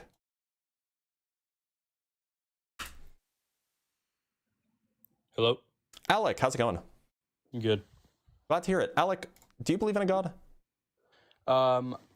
Yeah, I think there's no other justification on how there can be a god without human life or any life at all. Can you, maybe I don't understand. There's no other justification for how there can be a god without human life? I don't understand. I think that what I'm going to prove to you is not going to necessarily prove to you because of how I watched you with the other lady.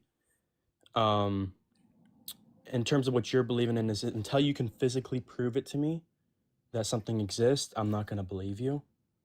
Well, no, I mean, you could, if you provide some sort of evidence, that would be good too. So you don't have to provide proof. Evidence would be sufficient. The way that I see it is there's no way for us to exist without a god. And the reason why is there's, we have constant forces like gravity, speed of light. Anything that was different, there could be no existence of us.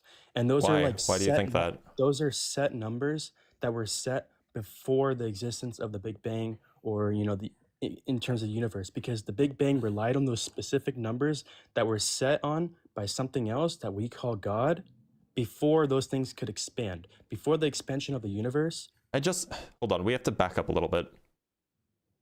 It's just like it's objectively false that like if the gravitational constant were like say 1% stronger or 1% weaker, that humans wouldn't exist.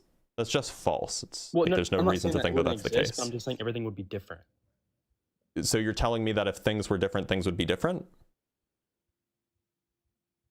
Because then you're not telling me anything surprising. What I'm saying is like if the speed of light was different, everything else would be different. Like yes, if things were different, things would be different. Like, can we agree that gravity is a set number? It's not a number. It's a force. Well, yeah, but it's like there's a specific number of force that we measure gravity. There is gravity has a certain strength that depends on a particular constant, sure. But the Big Bang itself relied on that specific force. Not really. Exist. I don't see why that would be the case. So how can the Big Bang happen in the first place? Sorry, one second. I'm gonna shut the.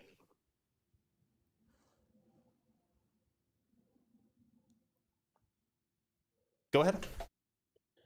I think the best way for me to explain it to you is you have a computer, Mm-hmm. and then you have a coder, and then you have a Mm-hmm. video game. We're Sure. the video game. The coder is the forces that that the Big Bang relied on, and the computer is God. In order to No, I think you're getting it backwards. I think you're doing the argument backwards. You want the coder to be God, the computer to be the universe, and us to be the game or something like that. It can go both ways, but what I'm trying to say You don't is, want the computer to be God because then God doesn't have a mind. well, what I'm trying to say is, in order for the Big Bang to expand, it relied on forces that you can't even create in the first place. And even So if those, hold on, can you demonstrate that that's true? the Big Bang relied on the forces of gravity, and different particles and whatever being attracted to different others. We don't to know what create- caused the Big Bang, to be clear. So Yeah, to I know say this. anything like it relied on the forces of gravity and like the particles and stuff, like Did I it don't think not? that you could support that at all. No, I don't think that you How could did support that it not claim rely on because gravity or we have speed? no idea what caused it.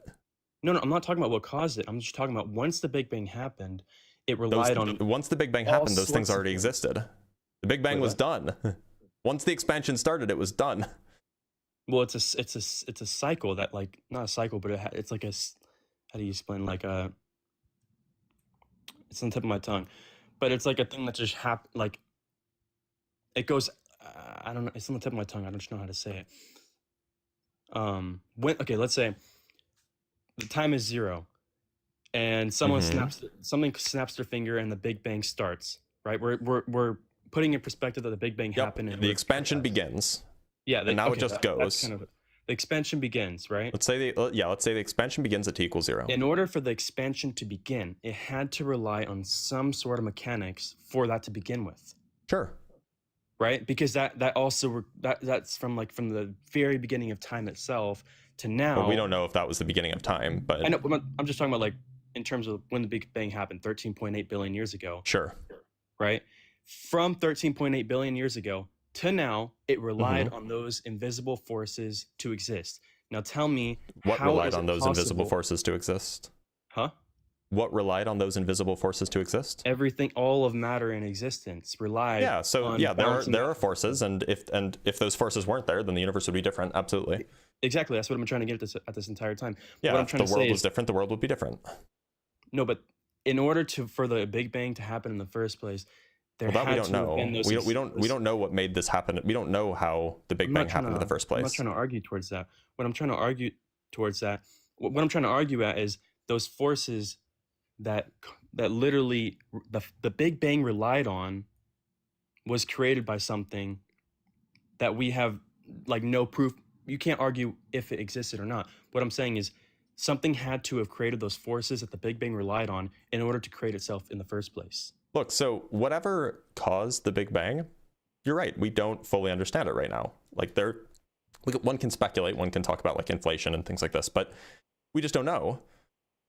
I don't see how that means that there's a God. Because those forces you can't create those forces. Those are just set numbers. Those are like the code to the video game. Those, you can't have a video game So without the I code might to agree run. with you. Suppose that you can't create those forces, then it would seem like they would have always existed. But how would exactly? So that's why I was relating to God being the computer, and then the forces being the code, and then us being the game, because the code itself is what determined the game itself, which is us, which is the expansion of the universe. So do you agree that like the universe could have just always existed before the Big Bang?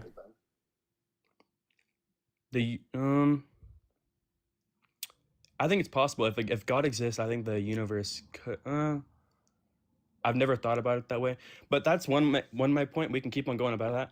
But the other one that I want that's important, right? Because if the universe has always existed, then there's not really like a moment in time when God created the universe, right?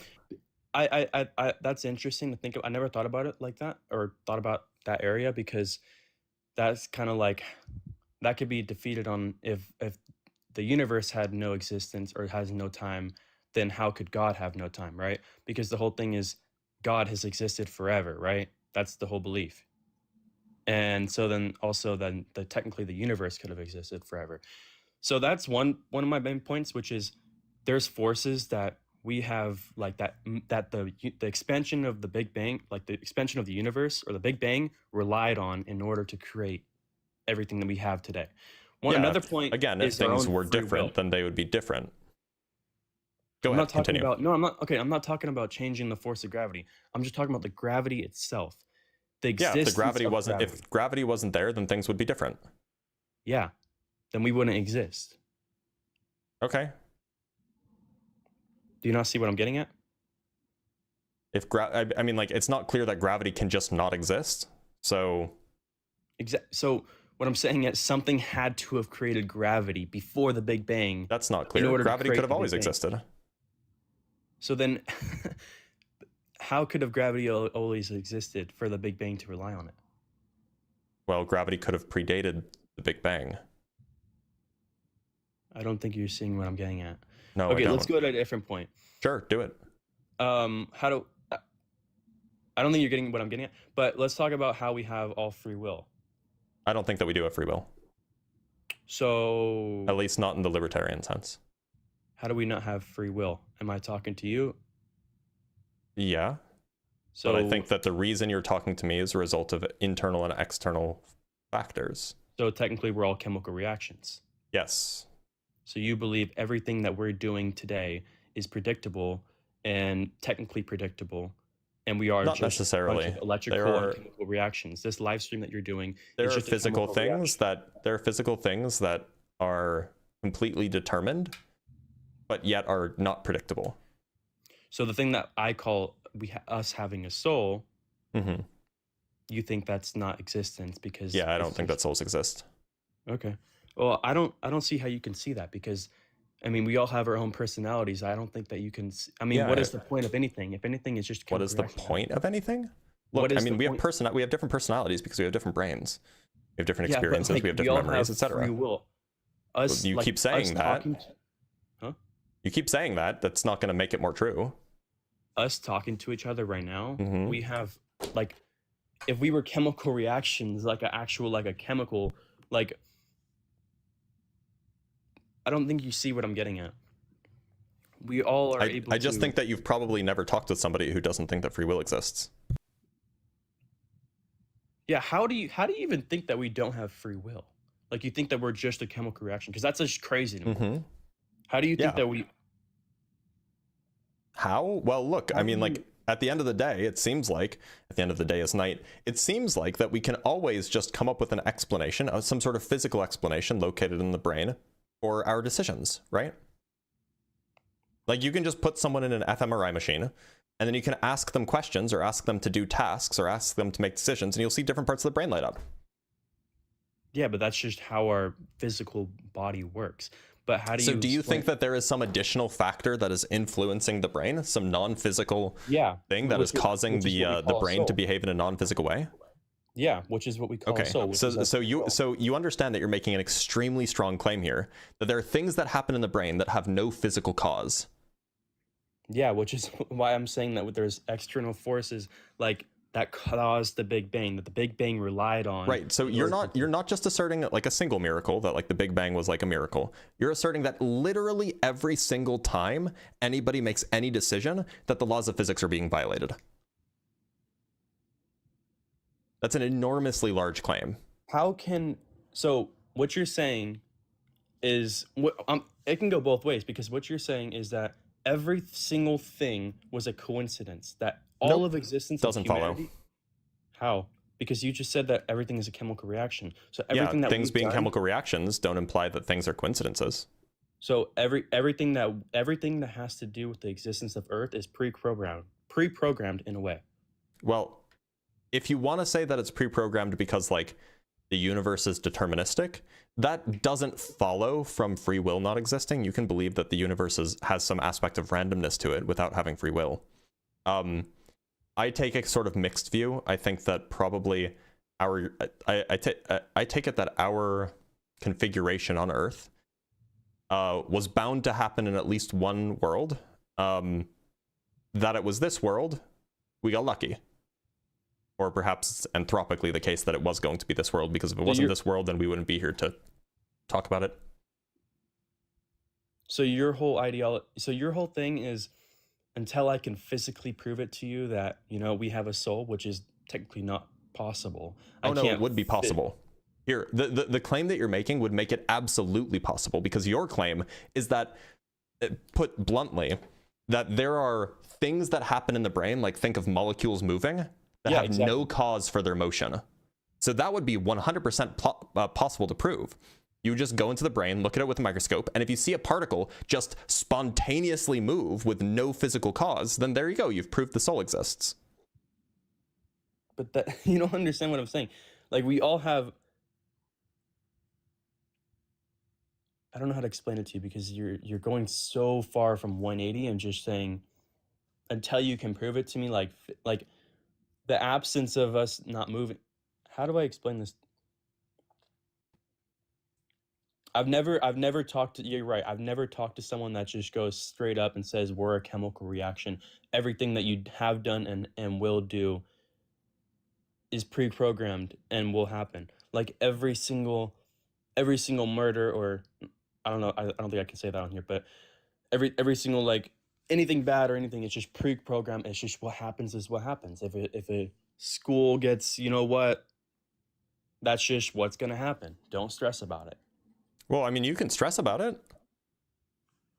Like, why? You can, but it's like what you're saying is just like, it's just irrelevant. Not What do you mean relevant, I don't know how to- irrelevant? Not irrelevant, but like, I don't know how to like. What I'm trying to say is, there is no way for us to exist right now without either those forces in the beginning to exist, pre-programming the expansion of the Big Bang or the universe, and then also us having a free will. Like, I can control everything that I'm doing. How do you explain?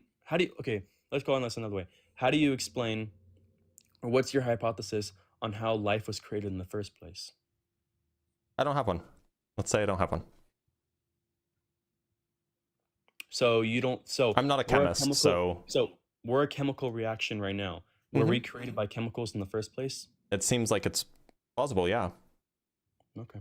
I don't see how you can believe I mean, what's your explanation for how life came in the first place? God created us. Yeah, but how? That's a good point. That's a good point. I mean, That's neither a- of us know how in either of our worldviews, so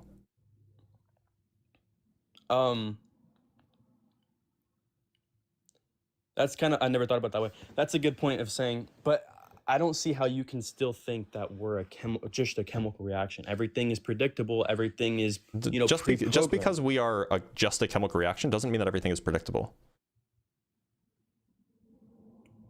in a sense, it's predictable. No, not I necessarily. mean, if you can look at every single molecule and see where it's going to go and how it's going to react to but you every other can't. Like that. molecule. Like, just because you know the fundamental laws of physics doesn't mean that you can predict the outcome of any configuration. I mean, theoretically, it is possible, though. No, it's not. How is it not possible? You'd have to look into like Turing complete systems and the halting problem. So then, doesn't that just contradict everything that you just said about us being a chemical reaction?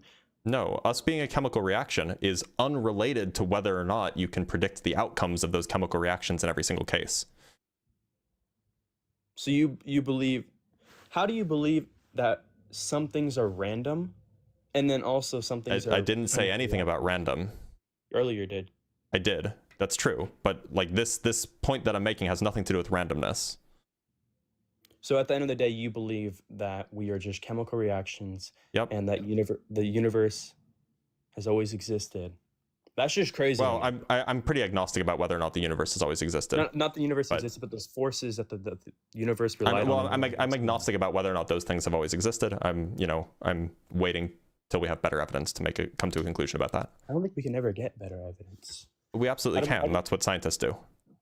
How do you think that we can go beyond the fact of? So do you think that we can go past in time No, I don't think time travel is possible. in the future? At least not without going the long way around. No, not even in the future. How do you think we can't go in the future? I think that time travel would require a special kind of matter that we have good reason to think doesn't exist. But if we travel fast enough, and if we travel in the same Oh, direction. I'm sorry, I fast misunderstood. Yes, we could absolutely travel to the future. Yeah. I don't think okay, that we okay. can travel to the past. Yeah. Even Because using my future whole- even using future technology. That was my misunderstanding. My bad. Yeah. Okay. Yeah. Because if we are able to go in the past, we're also taking every single molecule that's existed in the past, and we're pretty much rewriting all of history, and we pretty much are our own god at that point. Well, I don't know if I would say that, but there are some serious problems that come with We're playing past time God. travel. We're playing God if we were able to go in the past. Maybe. But how is this related to what you were asking about? So you're still able to think that we're chemical reactions at the end of the day. I think that's just where I disagree. I don't think there's any possibility that we're chemical reactions. And the way that you think is that until I can physically prove it to you, or there's like, you don't think that there's any way, shape, or form that we can have a soul or a free will. Well, it doesn't seem likely to me. I mean, and look, there's good reason to think that like we are our brains, right? And our brains are chemicals. I mean, consider this. There's a really famous example of a guy from the 1800s. His name was Phineas Gage. He was a really lovely guy, really nice guy, very timid, kind, and like not quick to anger. And he was a railroad worker. And at some point, while he was working on the railroad, there was an explosion, and it shot a railroad spike through his head. And miraculously, he survived. Like this is like crazy that this happened, but there was just like a 2-inch thick railroad spike, just like all the way through his head. And he survived. But what happened is that his personality changed. It changed dramatically. He became very quick to anger. He became very irritable. He became unpleasant to be around. And so if it were the case that we had souls, and the souls were what kind of determined our personalities and things like this, one would think that damaging the brain wouldn't be the kind of thing that would cause a change in your personality. On the other hand, if we were merely chemical reactions, or as a result, or with our personalities resulting from the structures and the arrangements of our brain, then it would absolutely make sense that if you completely change the way his brain is by, like, you know, obliterating a big chunk of it, that his personality would change. So it seems to me that and you know, we have plenty of examples of these where like somebody will get a partial lobotomy and their personality will change. Someone will have some sort of brain damage and their personality will change. Like this is super common. That's just destruction of your physical body. Right, but if it was the case that your personality was controlled by your soul, which is some non-physical thing, then it doesn't seem like it would be the case that damaging the brain would change your personality. Your personality is shaped on your experiences in your past. So then why would damaging your brain change that? If your personality was determined on your soul, I mean, that would pretty much just disprove everything that I just said, because then everything is just technically a chemical reaction in the sense that we have souls, because all our personalities are pre-programmed to what we believe in. Is it not? You brought up the personality thing. That you just said. You brought up the personality thing yourself. I said I brought it. That was completely different than having. When we were talking about free will and souls, what you I'm brought saying, up the whole personality that was thing. Completely different in the very beginning. What I'm saying is we have free will. Free will controls everything that we do. When I'm lifting okay, so then I can give you other examples of medical cases how we know that at least like there's at least chemical influence in our decision making, because there's a really famous experiment. I don't remember when it's from, and I should probably pull it up at some point. But there's a really famous experiment where basically they were asking people to make decisions, and before the person was consciously aware of the decision, they could detect brain activity. Which means that in some sense, at least this is one of the inferences that you can draw from it, is that the brain activity is what caused the decision, rather than the decision causing the brain activity, because the brain activity happened first. That's at least that's at least evidence that these kinds of decision-making processes are caused by brain activity rather than by some kind of more ethereal mind or soul. I don't see how that ties into. Because if I were to shoot someone and it hits their head in their brain, and they become paralyzed. That is proof to you that that our soul doesn't exist. No, I was giving you a That's different chemical example. reaction. I was giving you a different example because you didn't like the Phineas Gage example. The example that I was No, giving I was of think a study. It's a really good point to look at. It's a really good Okay, perspective to look at. but I just brought up a different thing, and then you went back to the old thing.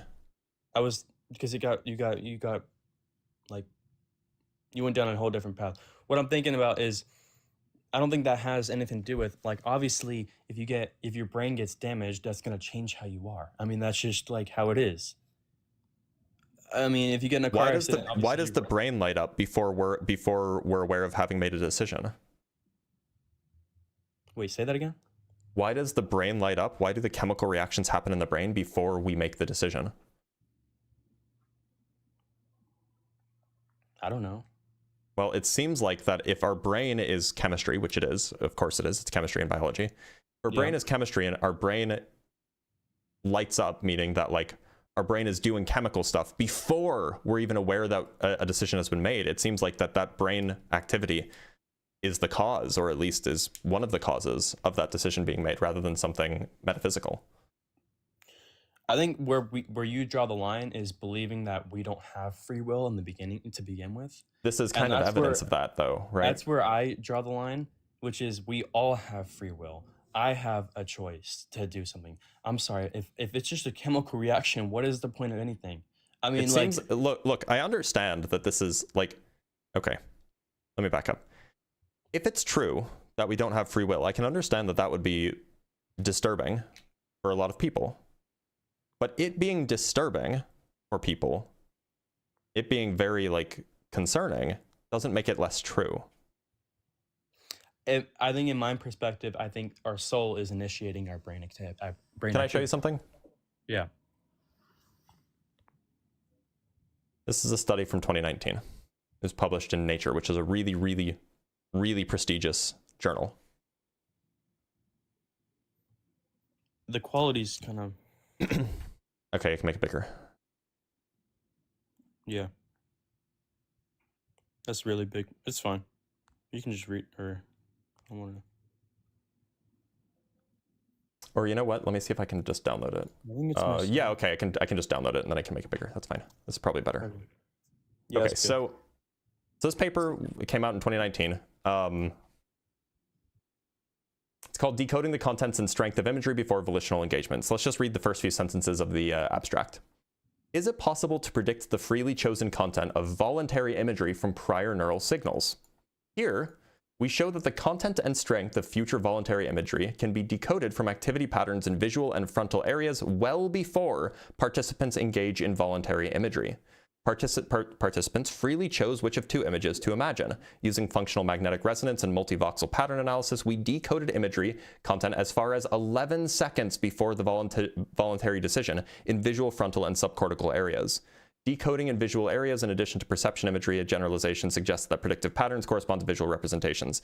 Importantly, activity pattern in the primary visual cortex from before the decision predicted future imagery vividness.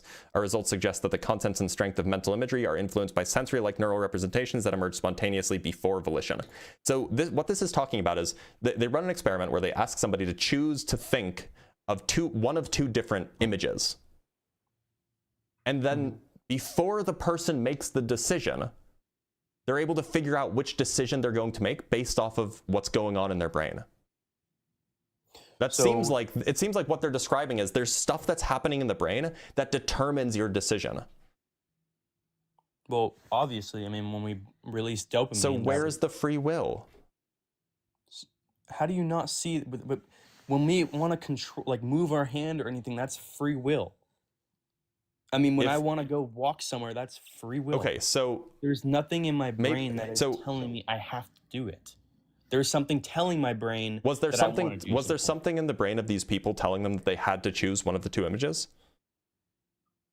Which is probably their thoughts, which is controlled by their soul. Right, except they were able to predict it happened in their brain before they even made a decision. They were able to predict which one they were going to pick based off of what their brain was doing. Oh, where'd he go? When you're off the app, I can't hear you, by the way. It was my alarm. It went off. You're fine. All right, can you? Yeah, so my point is that somehow they're able to predict their choices based off of their brain. And if you can predict someone's free will, quote unquote free will, based off of a brain scan, it doesn't sound like they have free will. So our conversation that we're having right now is not based on free will. No, It's I just don't. based on I don't think so. reactions. I would take the view that it I is based disagree off with of the experiences and the, arrangements of chemicals in our brain. Yeah. So, do you think when we die, it's just black? Yeah, I think that there's nothing after. I think that I think this is what we get, and that's it. So, I'm not trying to be like, this is scary to think about. Why don't we all just nuke each other and just take everyone out? Why would we? This is all we have. Why would we nuke? Why would we not want to What preserve do we it? have to lose? Well, the current life. If this is all we but have, if there is then no life then after the thing death, right, exactly. The thing that we have to lose is the life. If there's nothing afterwards, then we're losing the only thing we have. yeah, but If there is life, look, I can flip this around on you. If there is life after death, we're not losing anything if we die. wait, say that again. If there is life after death, then there's nothing to lose if we die in the physical world. Well, then that ties into religion and Yeah, stuff so like why that. don't we just nuke each other if there's life after death? Because we believe in religion, and we have to be good to one another, and we have principles, which ties into But why? I Christianity. mean, if there's life after death, why does it matter? You can just Well, because there's nuke rules each in other and then we'll live on Christianity forever. and- huh? We can just nuke each other, and then right before the nuke goes off, we can say 7 that's Our not how it works, Fathers. and We you can know that. accept Jesus, and then we go to heaven and live forever in happiness. But that's not how it works, and you know that. Pretty sure that is how it works. I mean, that is. All you have to do is put your faith in Jesus, right? And you go to heaven.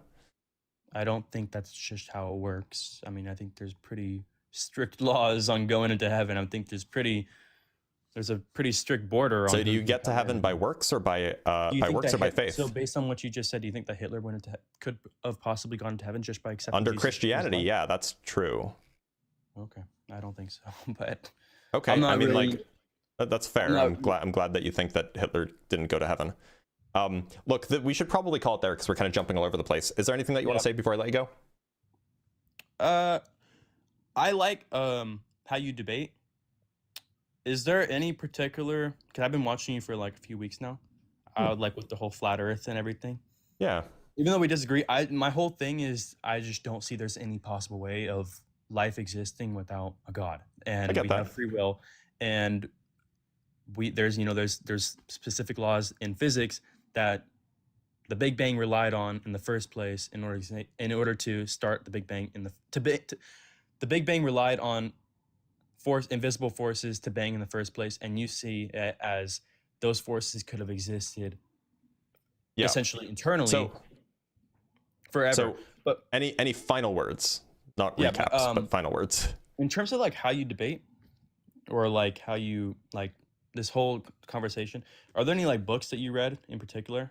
No, I've just been doing this for a while. Oh, it's an experience thing. And probably, I also spent a few years teaching at university, so like I also have some experience there.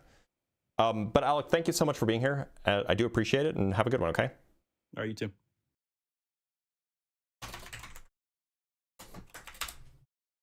Nice kid. I think a little misguided, and I think that like the free will conversation is hard for people who haven't thought about it before. Let us read some super chats, and then we'll bring up our next guest. From Dan O'Connell with the 7 Canuck bucks, he listened to the other woo-woo caller and said, "Hold my beer." I don't think that he was as hold my beer as Max was. From Kevin Capizzi with the $5, what's more believable, a primordial universe or a magical being, that somehow has the power to create the universe and then does? Why the extra step? It is a good question. Yeah, it is. I mean, it's just a good question. Like, why believe the extra stuff? From Kay with the 5 Canuck bucks, being an atheist is usually better than being religious. It's more honest. I am religious, by the way. I appreciate your voice of reason, Dr. Blitz. Well, I appreciate you too. From Branda's Metal with the $2, you just broke this poor man's brain. I didn't try to. It just happens sometimes. From Discordant Rhymes with the 7 Canuck bucks, I've literally never read anyone else's thoughts on the matter, therefore God. Alec, probably. A lot of people don't read. I mean, in full admission here, I don't really read philosophy. I read it like very occasionally. I read some philosophy. And I don't really read fiction either. The stuff that I read when I do read is almost exclusively physics and mathematics literature, because that's like what I am most interested in. And when I'm not doing work related things, like research related things, I just don't want to spend my time reading. So like, I'm not going to shame him for that. From Furtive Patal with the $5, at the point where guest projects their panic over their mortal insignificance. Yep, that's true. Yeah, look, okay. I say this as someone who has thought about his own mortality a lot in the last month. Like a lot more than I ever thought I would at 32.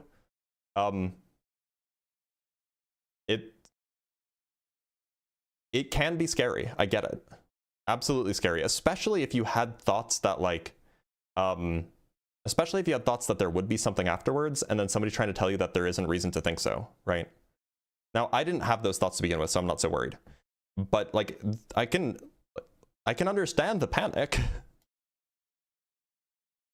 From Dan O'Connell with the 7 Canuck bucks. So Marty in Back to the Future is God? Well, he's playing God, don't you know? From Dan O'Connell, from Dan O'Connell again with the 7 Canuck bucks. Marty, Doc Brown, and Einstein the dog. Marty, Doc Brown, and Einstein the dog are the Holy Trinity. Indeed, they are. From L'Oreal Ashley with the $10, damage different brain areas and personality changes. Memories too. Simply put, no soul. At least no personality controlling soul, right? From Skeet Sayer with the 5 Canuck bucks. God is real. He has directly affected my life in ways that would seem coincidence. Then how do you know it's not coincidence? From Empiricist with the $5, the soul does cause non-physical changes in the human brain. That's why the machines in the Matrix use them for power generation. Oh, it makes sense. How didn't I? That's why. From Kelly Share with the $10, what about Photo when the Lord hardened his heart? What? I'm so confused, but I appreciate it, Kelly. I feel like I'm missing the joke. From Floornob with the $5. What are your thoughts on people speaking a new language after comatose? I feel like it is similar to the railroad spike incident. I have no idea. That seems crazy. Oh, Pharaoh. What about Pharaoh when the Lord hardened his heart? Yeah, what about that? What about that? That's a good question. From Skeet again with the 5 Canuck bucks. I want to agree with the presenter until Webb proved that space is in motion. The amoeba that is Earth is not even a grain of sand in our galaxy. What? And from Kelly again with the $10. Don't panic now, child. Grow set. Toughen up. We need your mind. Go to school and contribute to a better world. Yeah, that's what you should do. That's what you should do. From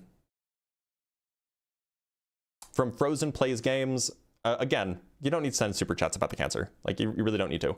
Sorry for your cancer, bro. Also, we get diseases, so that makes no free will. Well, diseases and free will are compatible, right? Like, but you don't have to send super chats about that stuff. It just making me read it when I don't want to. Don't appreciate. All right, let's bring up some people from Discord who have been very patiently waiting. Let us bring up, I don't know why. Let's bring up this person, Jay. I don't know why it's not showing me the full name.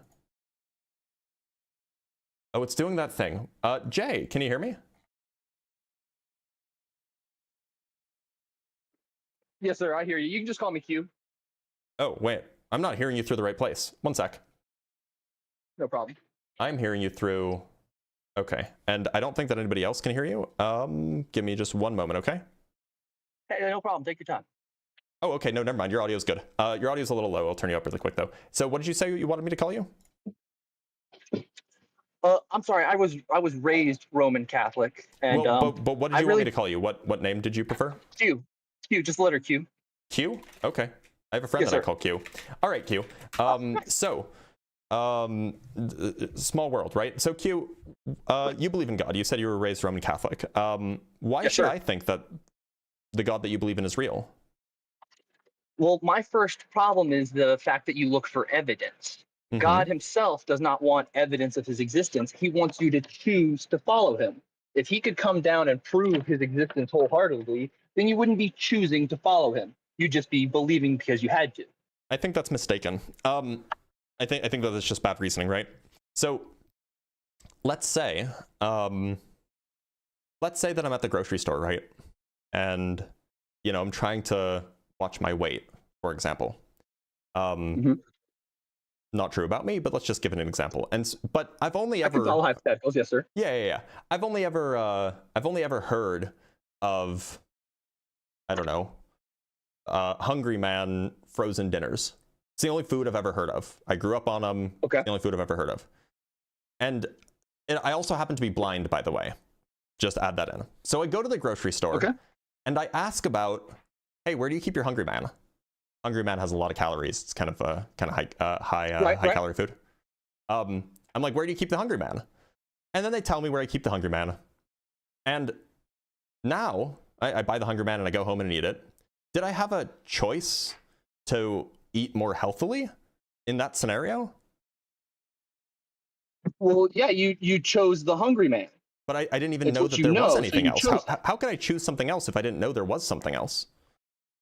Well, that would be on you. How is that on It's me? up I'm to blind. you.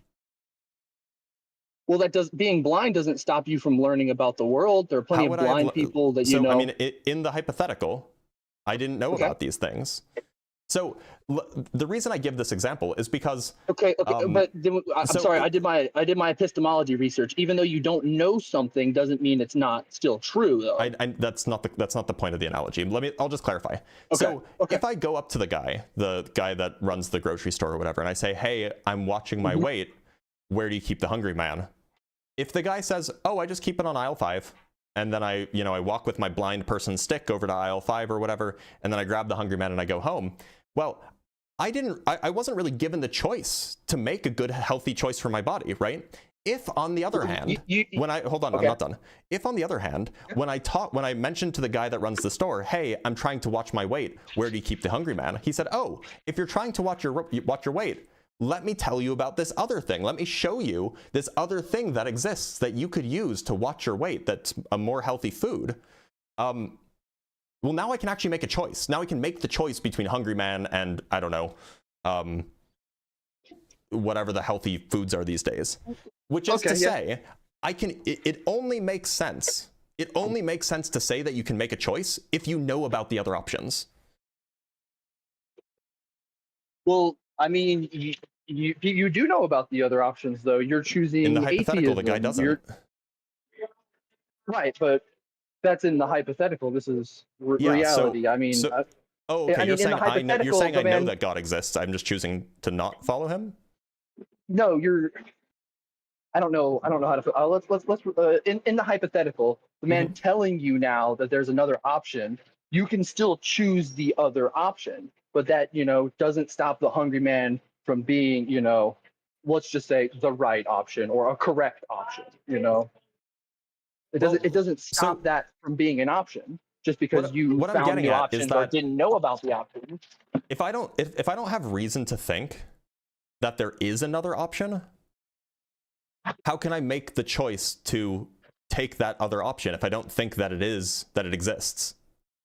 You see, that's the great part, is there is reason to believe and not to believe. So I thought you were just telling me that there wasn't. To believe. I thought you were just telling me that there wasn't reason, that there wasn't evidence. Which is why it's up to you to choose, because there is no hard, fast evidence. But if there's no evidence, then there's no reason to believe that it even exists. So how are you supposed to choose something that you don't have reason to believe exists? Because of the what the previous caller said, the consistency and the connectivity. So now you are everything. offering evidence. So why don't we just talk about the evidence rather than just coming up and saying, well, God doesn't want to give you evidence? Because it's not hard evidence, it's consistent. I don't know what you mean by hard evidence. I just want evidence of any kind. Well, I don't know the exact numbers, but there are less written annotations of Alexander the Great than there are of Jesus Christ being real. Right? I don't think that Jesus Christ was made up. I think that he was a real person that existed about 2,000 years ago. Okay, so now Jesus Christ says, I'm going to walk into this tomb and raise this man from the dead. If that didn't happen, I don't think that happened. If that didn't happen, why do we still talk about it? Wouldn't everybody who saw that happen go, "Oh, this is just not real. He can't do it. It's not." I'm pretty sure we talk about a lot of fiction, don't we? Well, yeah, but we talk about it in the capacity of fiction. We go, oh, that was fake. Look at Harry Houdini. He made an yeah, elephant I mean, so do a disappear. lot of people. Nobody Look, so, thinks that was like, real, but most we of the world accept isn't that it Christian. happened. Most of the world isn't Christian, so most of the world doesn't think that happened. And you know, that's fine. You are free to choose to not believe that happened. Which is to Or say, you well, are what I'm free saying to is that choose most God and of the to choose world, that did happen. most of the world does talk about it as if it's fiction. Right. Which, I mean, You're in the minority here. why wouldn't they? I mean, I'm fine being in the minority. Right, but you're saying that like people talk about this as if it's real. Like, yeah, the minority of people. Right, because you can choose to believe either way, which is the great thing. I want you to choose to believe. So surely you don't think that because people talk about something as if it's real, that makes it likely to be true, right? No, but just because they do or don't have evidence for them having evidence or not of it being real doesn't stop it from being real or not, right? Sure, but if you want to convince, look, if you want me to believe something, then it makes sense that you would try to offer reason to believe it, like evidence or some sort of philosophical justification or something like that. And just to be clear, just to be super, super clear about this, okay, God wants me to believe, right? Right. God knows what it would take. God knows, right. So God wants me to choose, God wants me to choose to love him, right? Essentially. So if God wants me to choose to love him, actually, let me give you another analogy just because, you know, this is a classic oldie. Sure. So let's say that I'm really a fan of Scarlett Johansson's acting work, right? And I just really want to like hang out with her and be her friend. Nothing weird. I'm married and she's married, but like I just want to like hang out with her because, you know, she's cool and her acting's great. I can relate to this analogy, yes, sir. Yeah. Now, it would be pretty unreasonable for me to just expect her to want to hang out with me if she doesn't even know I exist, right? Okay. So if me as just somebody who just wants to hang out with her and just be her friend and like, you know, have her be my friend and, you know, just everything be great. As somebody who wants that, one would think that the first onus would be on me to make sure that she knows I exist, right? And so I should put myself in positions so that like I can be sure that she knows that I exist as a human being on this planet, right? It's not enough for me to just like leave little notes. Like if I just, you know, left a note in her mailbox, that wouldn't be enough for her to realize that I exist.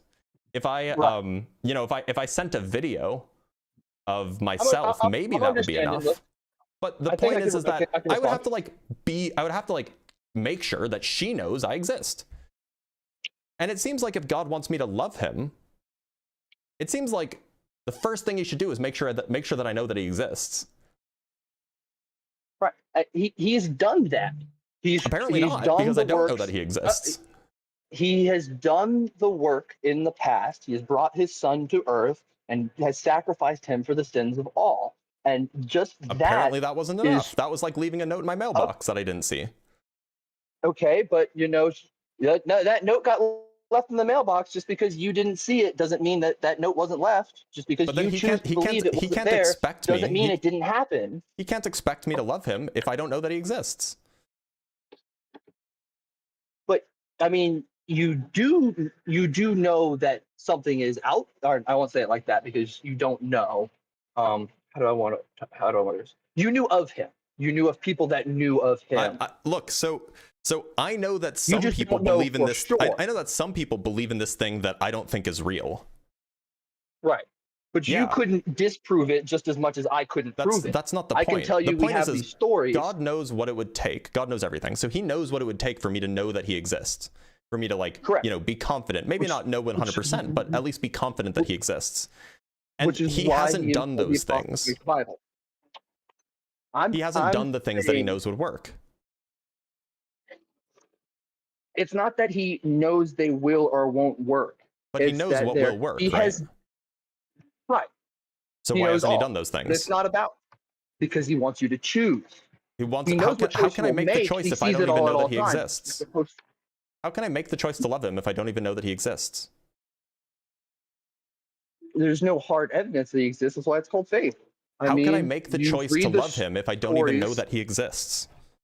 You read the stories, and he has presented to you the facts, or not facts, but his son and the written accounts of what has happened, and it's up to you to believe. That's why it is faith. So, There's okay, no so hard you're evidence. telling me that It he is has a not. choice to live. So you understand that, like, the stories that he's offered, allegedly, these stories are clearly not enough to convince me that he exists, right? Like, obviously For they're not you, enough, because but otherwise they I are- would have already been a Christian, or I would have Correct, already but they are enough. believed in a God. They are enough for others, and Yeah, those everybody's of the different. time. Everybody's different. Right, and exactly. So that's all so it why is. so why has God only offered what he knows will be enough for some people, and not offered what he knows will be enough for everybody? You know, if I could answer that, Blitz, I mean, I Well, probably because wouldn't be a mechanic right now. If it's the case that he does want a relationship with everybody, and if it's the case He that wants he wants us you to to freely choose to have the relationship. right, so he wants us to freely choose to love him, then the first piece of that, of achieving that goal would be making sure that everybody knows that he exists. Once I know that he exists, then I can freely choose to love him. Well, you No. do. Getting more information never removes your choice. It only adds to your choices. So you now have more information to make the choice to follow him or not. Well, You no, can I see don't know all that the he exists information in yet. the world and choose. Currently, in the worldview that I have that I have reason to believe, there is no choice to love something, to love a God, because a God doesn't exist. Now, if God revealed himself to me, if God gave me some convincing evidence, then I would now know that God exists, and then I could choose whether or not to love that God. I could still choose to not love that God because of, whatever's in the books or whatever it might be, but at least now I would have the choice. But if I don't even think that, if I don't even have reason to think that God exists, I don't even have the choice to love it because I don't think it exists. But there you are. It starts with your way of thinking. You think, therefore it does not. Whereas I think, therefore it is. It becomes philosophy. There is no science. Religion is purely philosophy. Why does God love people near the Mediterranean more than he loves people near in Southeast Asia? This is not true. Then why is it that God gives more compelling evidence to people around the Mediterranean that he exists than he does to people in Southeast Asia? That's because of the time frame of the interactions he had. His followers were there. Upon the sacrifice of Christ, the followers of the church became those who followed Christ. So yeah, anybody, why did anywhere in the he world choose that place rather than some other place? It was just because of that was the place at in the time period that is, I guess we'd say, the most advanced, or where his people were, or where humanity originated. Why did he choose his people to be there instead of in Southeast Asia? Again, Blitz, I couldn't tell you. Maybe one day I'll die. This should be very puzzling to you, because it seems like if a relationship with God is what God wants, it just statistically, God seems like he wants relationships with people from around the Mediterranean more than he wants relationships with people in Southeast Asia. That's just where it started and where it proliferated. Look, if I told you that I wanted, okay, this is going to sound crude. Don't cancel me. No, go on. I won't cancel you. I'm not talking to you. I'm talking to chat.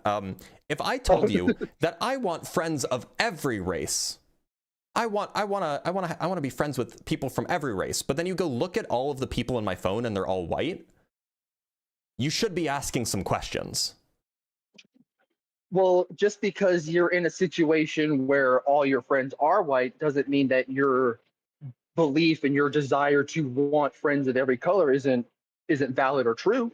It definitely should call it into question. I mean, sure, you can question it, but it's one of those things. Yeah, you should. If all of your friends South are white, Africans, but you live in Antarctica, or not Antarctica, but Alaska, you're not going to meet a lot of those people. Yeah, but God's everywhere, so right. It doesn't really work. It doesn't really the location issue doesn't really work for God.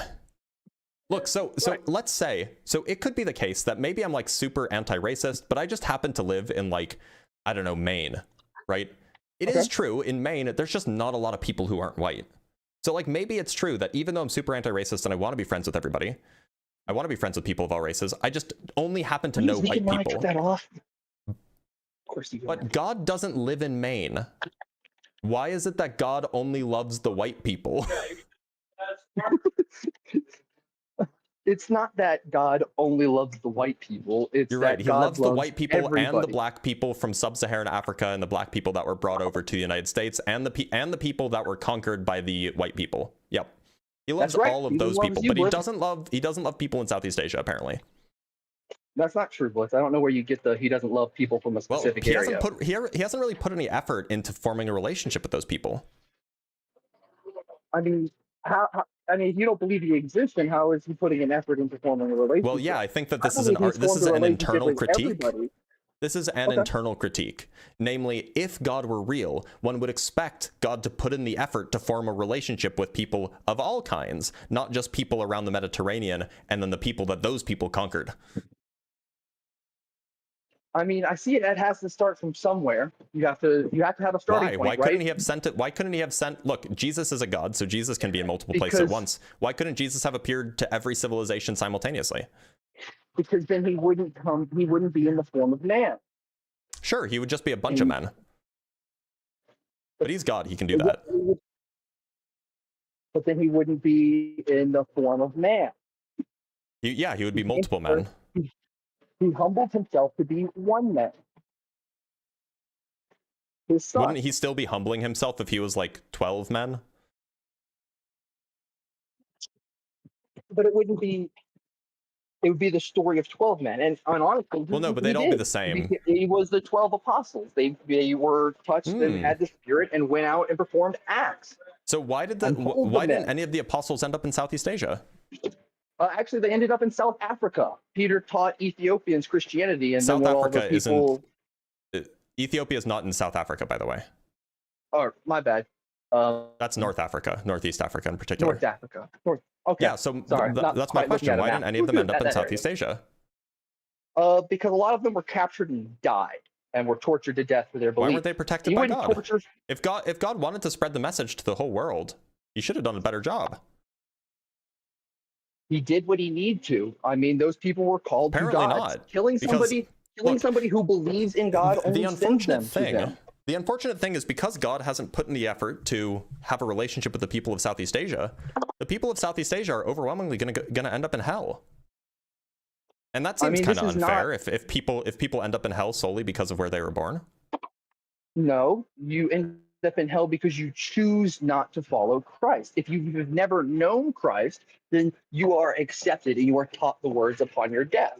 So what Jesus teaches us. Those who do not. Let me ask you a question. If you're born in Cambodia, let's say that you're born on. Let's say you have two people. One person born in Cambodia, your Cambodian parents, and at the exact same time, at the exact same day, you have another person born in Mississippi, right? Which one is more likely to be Christian? Which one is more likely to accept and choose God? I mean, I guess the man in Mississippi. Right. Okay. So there's so we can think of a few. Let's try to come up with the reasons for why that might be the case. On the one hand, it might be the case that people end up making their choices based off of their parents. And so whether or not somebody ends up in heaven or hell depends merely on who their parents were. Well, that doesn't seem just. On the other hand, it could be that the reason why people end up choosing Christianity is because of some intrinsic feature of them. In which case, the people in Cambodia are just intrinsically hate Jesus. In which case, now you're kind of stuck on the racism route. No, sir. It's not super clear to me which explanation you want to take as to why the person in Mississippi is more likely to go to heaven than the person in Cambodia. Actually, no. I believe you said was likely to believe. Your question was which one was more likely to believe. Can you go to heaven without believing in Jesus? If you have never known Jesus, everybody in every part of the world has heard of Jesus. Just to be clear, except maybe like uncontacted tribes.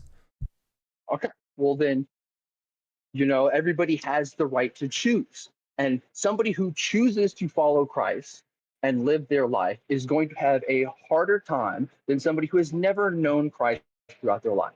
If both of these people die, and then Christ looks at the man who was a follower, he's going to judge him on his life as a follower. A man who has never known Christ dies, God will judge him as a man who has never known and give him the opportunity in death to choose Christ. So Wait a they're minute. both So hold on. equally So likely to go if to somebody heaven. if somebody knew about Jesus, but just thought it was like a silly white people thing, and then just believed their own stuff, do they go to heaven or hell? I mean, they wouldn't believe. They would live in a place without Christ. There's no specific hell. There is simply death. Okay. With Do an they absence of go to Christ. heaven or not? If they do not accept Christ, they do not go to heaven. And this is entirely if based you off do of not what was believed and what was accepted during life, or with the person who. Okay. So to be clear, it just seems like the worldview that you're promoting is the worldview where like the people who get to heaven are overwhelmingly white, and that seems really suspect. No. Or rather, are overwhelmingly non-Southeast Asian. I mean, I don't know where you got that from. I mean, my because they're choice is those that overwhelmingly choose, they are the population that is least likely to be Christian. You know, then I pray for them, but I don't think they're bad people, and I don't think Why are they have any less chance of getting into heaven. I just think I mean, just statistically, they don't. Statistically, they have a lower chance, right? I mean, anybody who follows just by being born in that part of the world, you have a smaller chance of getting into heaven. I mean, I don't see it that way. Anybody on the earth has the same chance and the same if that were the case, then you would Christ, even upon their death. If that were the case, then you would expect the same number of people from all races, creeds, from all regions to be Christians, but that's just not the case. I mean, it is not, because God wants you to, again, choose. So why is it that, so on your view, what is the explanation for why Southeast Asians overwhelmingly don't choose this? I couldn't answer that. You know, I'm not a Southeast Asian. Do you believe that there is an explanation? You know, just like you said, it's just the way you were raised and the way you believe. Now, does this mean that but you don't choose how you were raised or how you were believed? So why is it that you're not? Why is you not getting into heaven depending on like what your parents did? It's not. It's what you choose to believe. It's how you were raised. You said that's what your parents did. No. I said yeah. What did I say? No, I could have swore it's how you choose to believe. You can be raised a certain way. So why is it that people from Southeast Asia are overwhelmingly less likely to choose to believe it? What's the explanation? You know, I don't know, culture. It's what they choose to believe. Again, so I don't really have an answer for you there. Their culture makes it so they're less likely to get into heaven. Again, no, nobody's less likely to get into heaven. I don't know where you're saying they are. Like statistically speaking, if you have the view that if you know about Jesus, you don't know who repents and who doesn't upon death. So you don't know who gets into heaven. Wait a minute, I thought it was just dependent on what you believe during life. No, you're offered salvation upon death. Oh, so when you die, you get the chance to become Christian again? I would sure hope so. I would hope for all those that, you know, are struggling and don't believe like yourself. I hope. So then so then what's the point of being a Christian during life? To you know, personally, Blitz, I can't go on by myself. It's nice to know that there's somebody watching me, that there's somebody I'm accounted for. If I'm not accountable to somebody, I would eat myself alive. Well, no, Pope's a man. Pope's I didn't say human. Pope. I said cope. Cope. Oh, no. Well, yeah. Religions across the world help people cope. Well, that doesn't seem like a good reason to believe in something. I mean, like maybe actually, no, correction. Maybe it's a good reason to believe in it, but it doesn't seem like a good reason to think it's true. I can't. The best reason I could say to think it's true is just the fact of the sciences being so interconnected and every little thing being connected to something else. Like your short I watched the other day that explained how they found the fields of magnetism through geometry or something like that. I don't remember the details. It was a little bit not that, but sure. Not that. But the fact that you can use geometry in physics to solve this problem, and the pure chaos to the universe that is somehow brought into order, points me in the direction that I believe there is a creator. There is a force.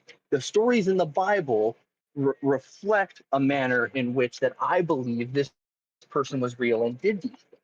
Somehow, Johnny. Yes, sir. I'm ready. I'm waiting for that hose on this. That's all I really got. That's all I really got. Look, sorry, I'm working.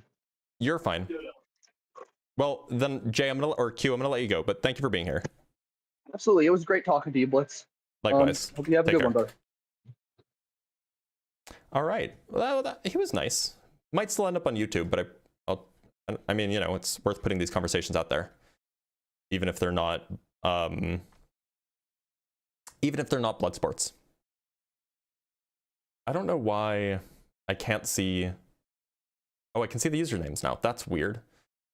Let's read some super chats and we'll bring up our next guest. From Skeet with the 5 Canuck bucks, the real issue is that God answers your prayers after you forget about them. Does he? I hope so. If God's real, I hope so. From Gretchen with the $5, it wouldn't be enough for Scarlet to notice you, but it would be enough for your wife to fucking destroy you. Lamau, enjoy that. Look, I am never the kind of person that would ever cheat. My wife knows this. But also, Scarlett Johansson's husband is really funny. Like, he's exceedingly funny. From Skeet with the 5 Canuck bucks, are we the only species that looks at the sky and wonders? An orangutan is very smart, but does not dream about the stars. How do you know what an orangutan dreams about? Don't go over here assuming. From Skeet again with the 5 Canuck bucks, I believe the Sumerian tablets in the Book of Enoch more than the Bible, as well as the Indus Valley texts. Okay. From Skeet with the 5 Canuck bucks again, at the end of the day, we do not understand who cut the top of a mountain off in South America. Nobody cut the top of mountains off, unless you're talking about the ones that actually were cut off by, you know, Indo-Americans. From Mostly Gizzards with the $5, Christianity is basically one of the longest running catfishing schemes. Real OG, right? From Skeet again with the 5 Canuck bucks, Euro-Christianity was an excuse to do evil to the rest of the world. The Europeans destroyed the societies of both Americas in one generation. I don't know if it was one generation, but it was certainly very fast. From Skeet again with the 5 Canuck bucks, Euro-Christianity is a lie. The oldest Christian society on Earth is Ethiopia. Well, I would imagine that it's actually like comes from like Judea, like around the Judea area, but who knows. From V Canuck with the 7 Canuck bucks, Blitz, come on. This is just the, if God wants me to know that he exists, then why doesn't he let me know and keep it secret fallacy? Shit's weak. That's not a fallacy. It's called the argument from divine hiddenness. It's not a fallacy at all. It's actually a very, very powerful argument. From Skeet again with the 5 Canuck bucks, the Queen of Sheba is Ethiopia. This caller is uninformed. Okay. From Skeet again with the 5 Canuck bucks, this is the same narrative that love Egypt and makes it seem like the Egyptians were not Africans. What?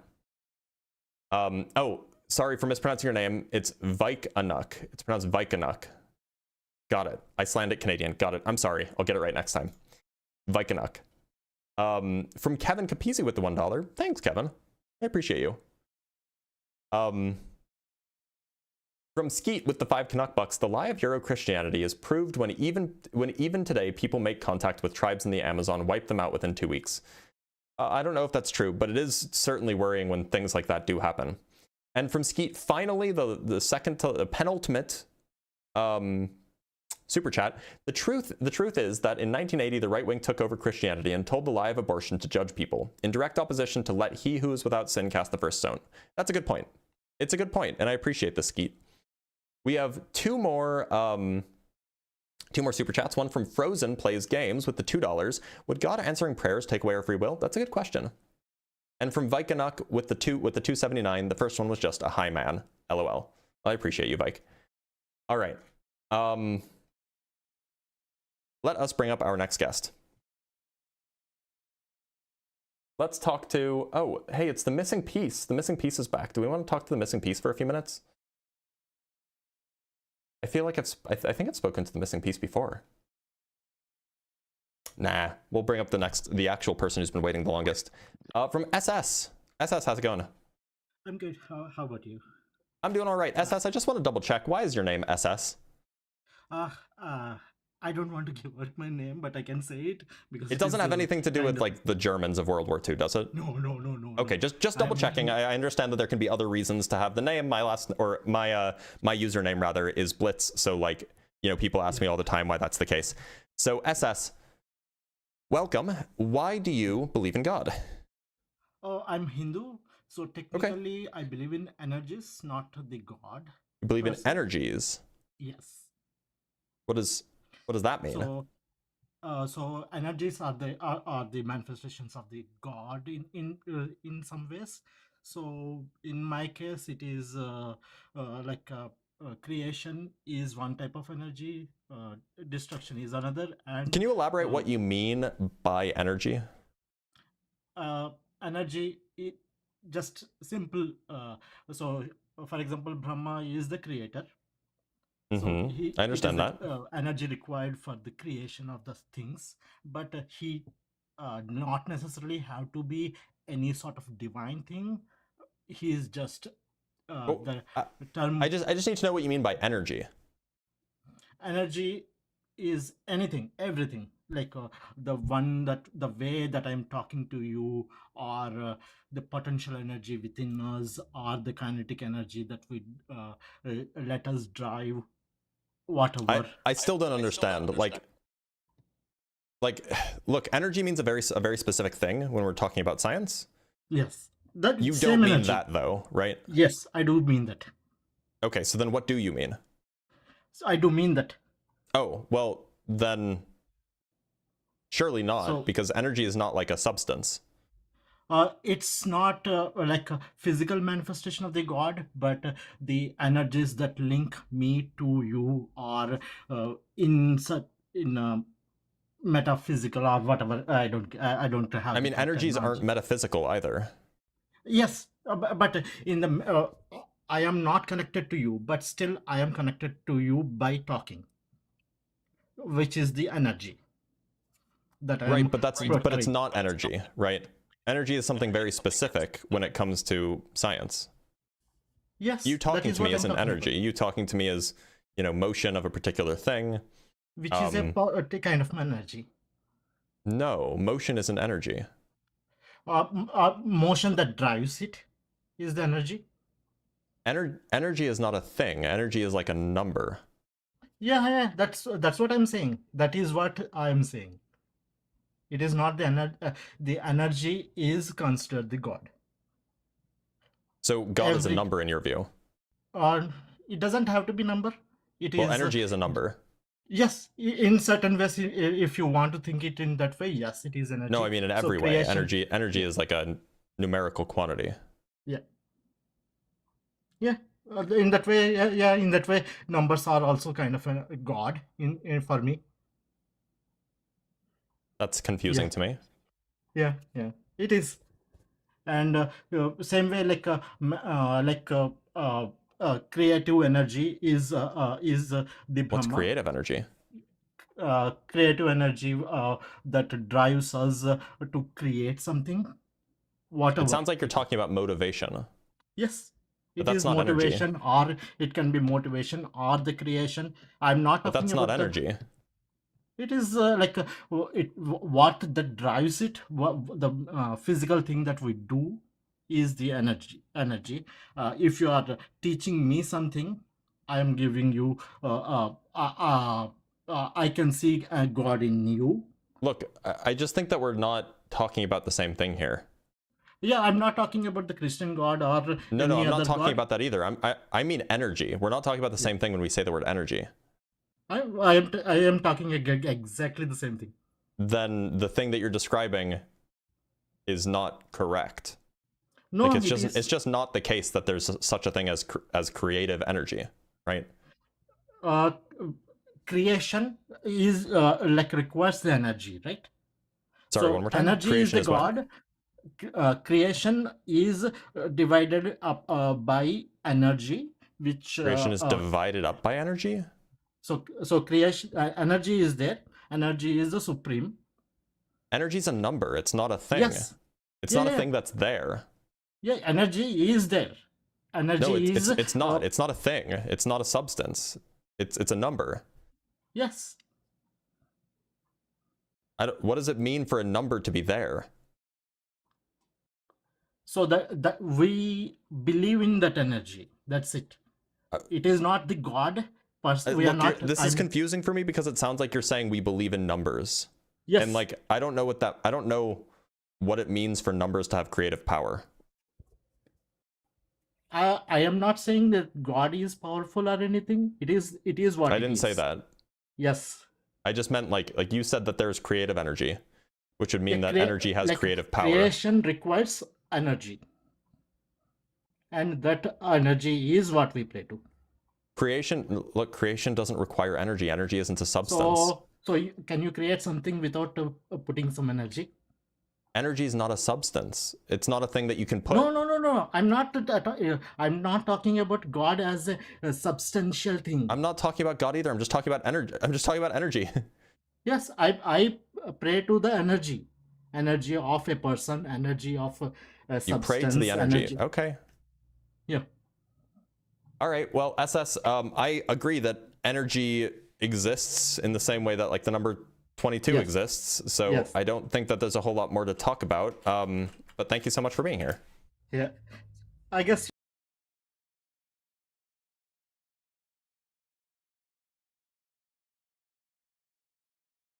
I just have an issue with this whole energy business because like energy is a number, right? Now, maybe you believe that numbers have like some abstract existence, but energy is a number. All right, let's bring up Ian Brown.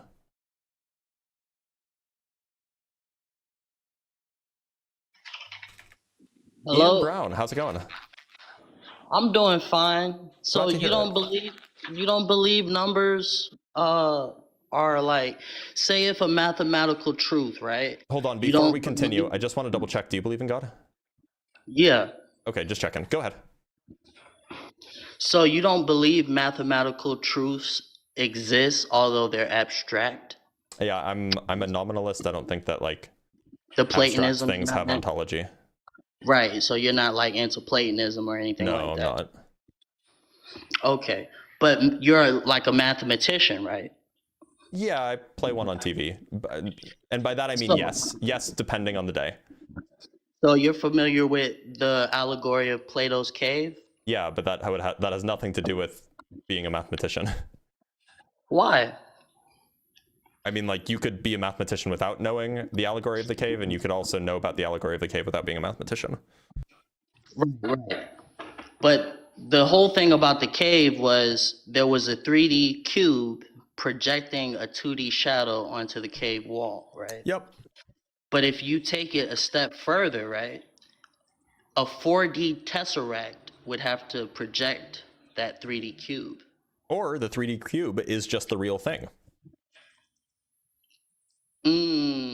That could be true. That could be true. But in order for me to take my conversation about God further, I have to go further down this line. Okay, but then it seems like you would first have to prove or at least provide plausibility for the case that you're trying to make about the 4D thing existing. Okay, the 4D thing is subjective. I don't understand what you're trying to say about that. Okay, once you outside of the third dimension, in order to get to the fourth dimension, it requires subjective internal truths, you know? No, I don't know. All right, so you familiar with anthropic AI, right? No.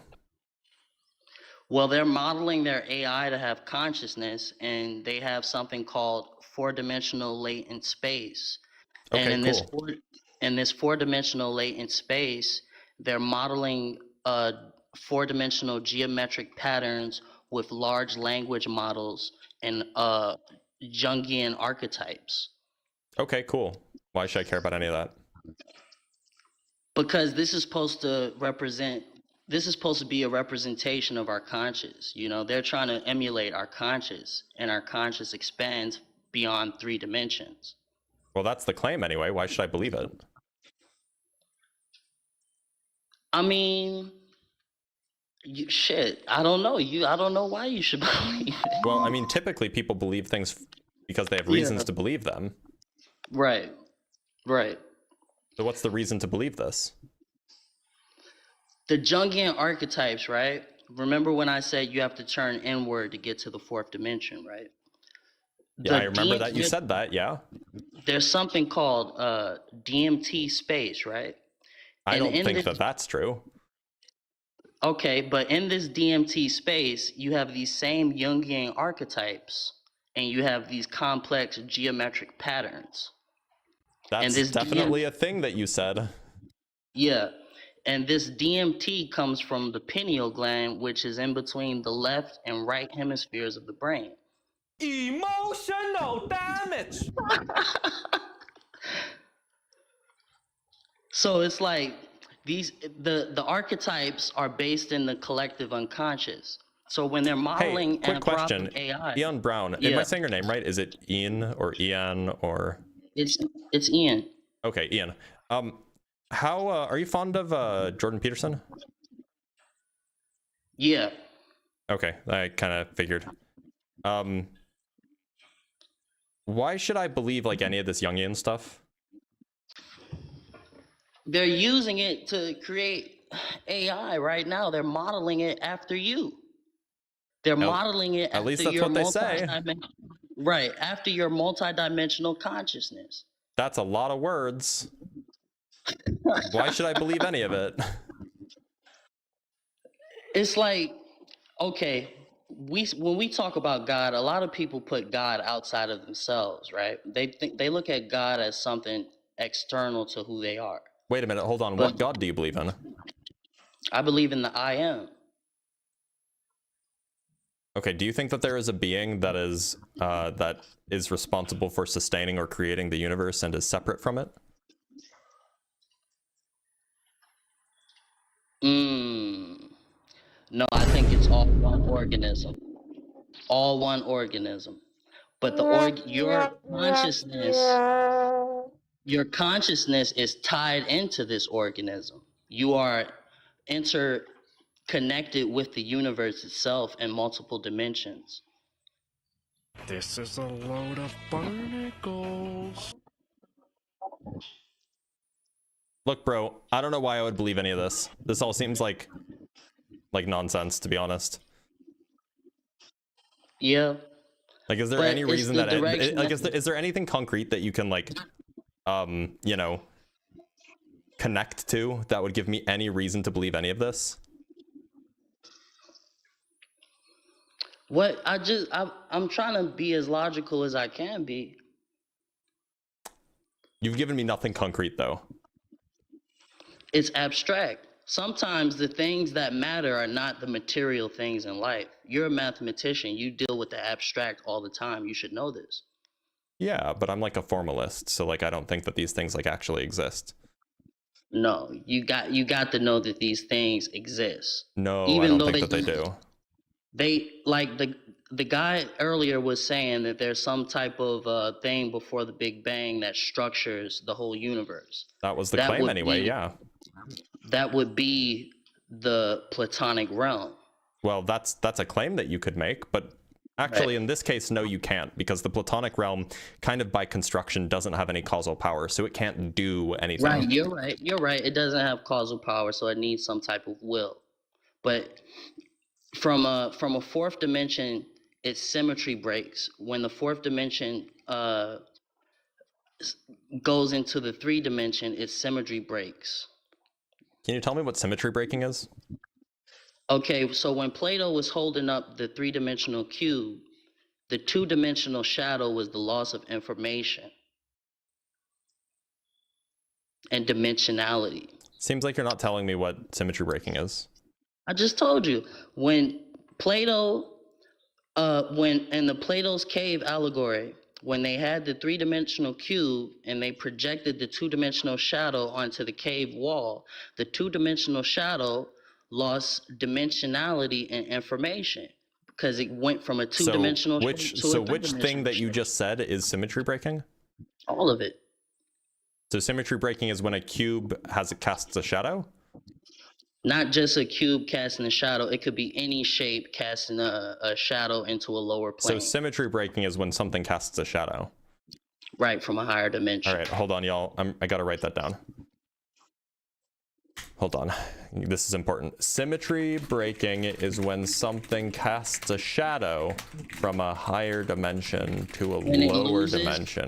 Got it. It loses information and dimensionality. Ah, okay. Okay. Look, man, I'm gonna be honest with you. This sounds like, you know, well. Sounds like a lot of... So, like, I'm gonna let you go. Like, he couldn't give me anything.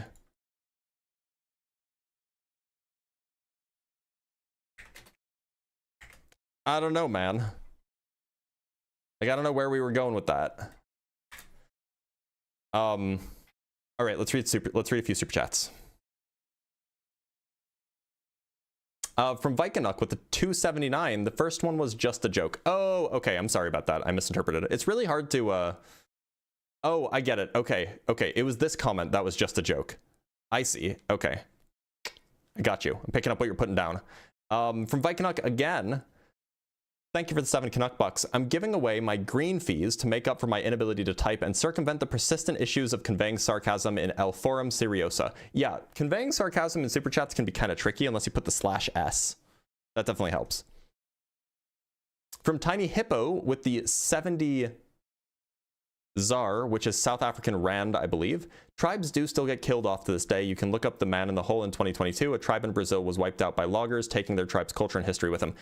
I'm not saying that they don't get wiped out. I think that the person claimed that like it was happening like if it was happening just from like one person meeting from like making contact, it just happens in like a day, and that's definitely not true.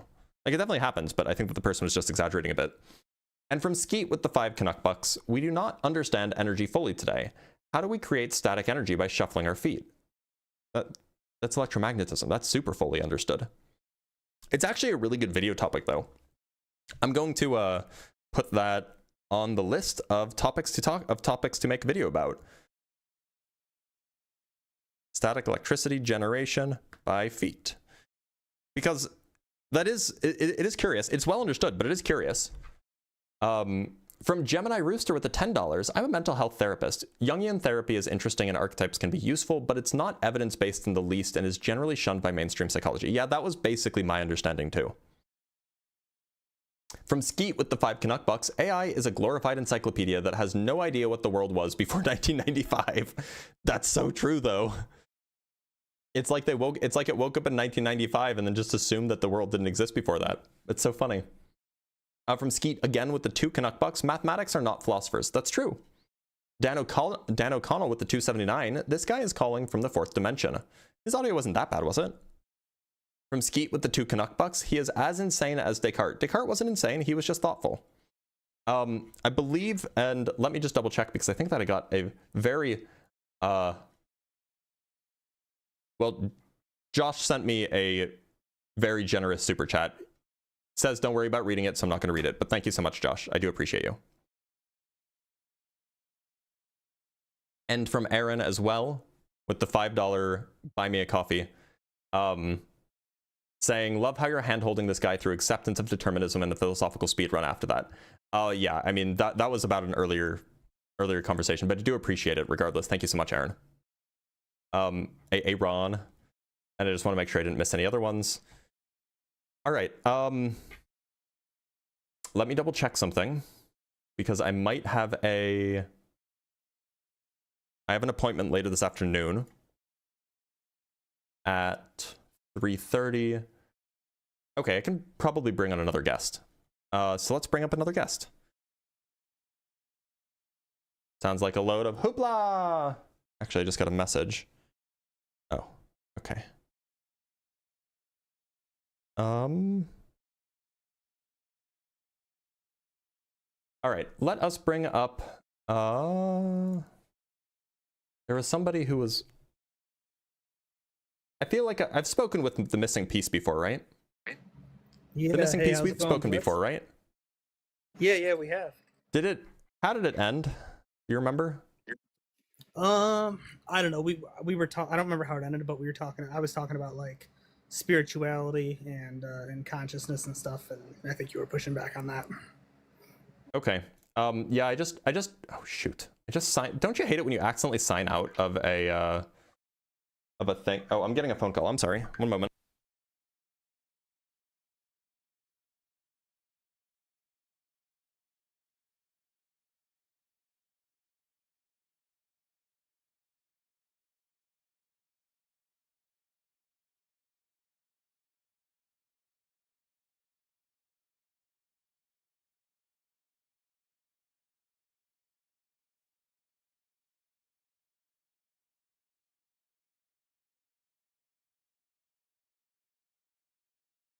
I hide my mouth because people have said that they can read my lips, and some of these phone calls can be about things that are, you know, they're somewhat sensitive, which I would rather have people not know about.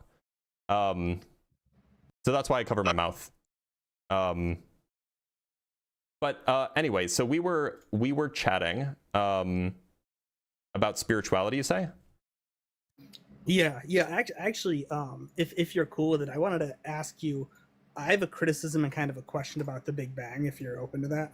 A criticism? Yeah, I think that the way it's worded. That was a weird sound. Sorry, go ahead. No, you're good, bro. Yeah, the way it's worded. So, you know, when I look it up, because I think we talked about it for a minute last time, and you said, let me know if this is something you would say. You might have said something like, well, there may have been energy prior to that, or energy might have always been here. Is that?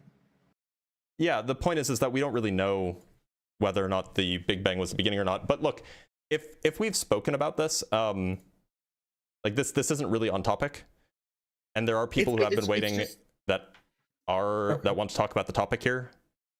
Okay, so it's probably not the time or place. All right. Well, can I put it into one sentence? Sure. The Big Bang, as it's listed on most things like space.com, NASA, these places, it says it's when the universe began. Universe is the word universe means everything that exists, which is different from the observable universe, which is the things that we are aware of and can measure or take in with our senses. And so I absolutely agree that they are misrepresenting the current scientific view. Okay, awesome. Yes, yeah, that's all I was gonna say. Is like the verbiage needs to be updated to say as far back as we can see. That's what it needs to say. But I'm gonna let you go. In regards to. I did say, like, I do want to talk about the topic. Let's talk to OLF. OLF, how's it going? Hi, my name is Olaf. Olaf, great. Olaf, do you believe in God? I'm a long-time fan of you. I grew up in Catholic religion. I don't believe in God right now, but I have a quick opposition to offer to you. Well, but look, I'm not interested in doing the devil's advocate thing, so I'm gonna let you go. If you don't believe, then you don't believe. Let's talk to Scarfia. Scarfia is not connecting. Let's talk to, I guess we could bring up somebody from the Discord as well. Let's talk to Ashitaka. Ashitaka, how's it going?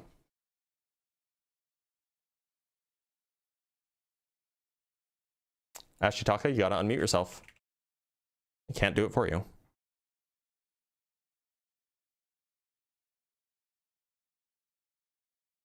All right. Bring up Big Chief. Big Chief. How's it going? Hello? Hey, how you doing? I can hear you. Yeah, you're good. You're good. Go ahead.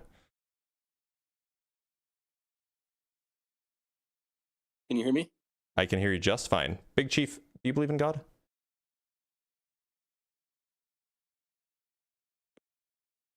Hello? I can hear you. All right.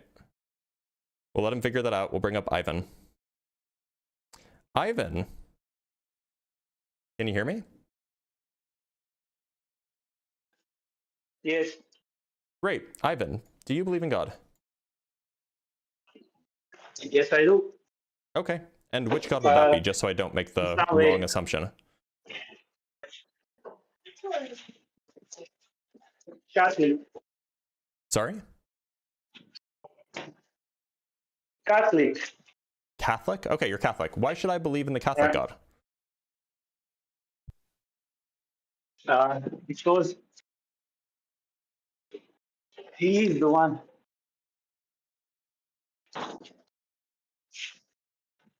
Because he's the one? Yes, only true God. I'm asking why I should think that's true. Because there's lots of evidence. Okay, what's the evidence? For you always ask me for evidence. Mm-hmm. Now you're gonna get it. Yeah, please. There's Eucharistic miracles. Yeah, like which one? By a lot of them. Want to give me an example? Oh, I don't recall now. Oh. And Hard for me to I'm believe not, something that you can't tell me about. Yes.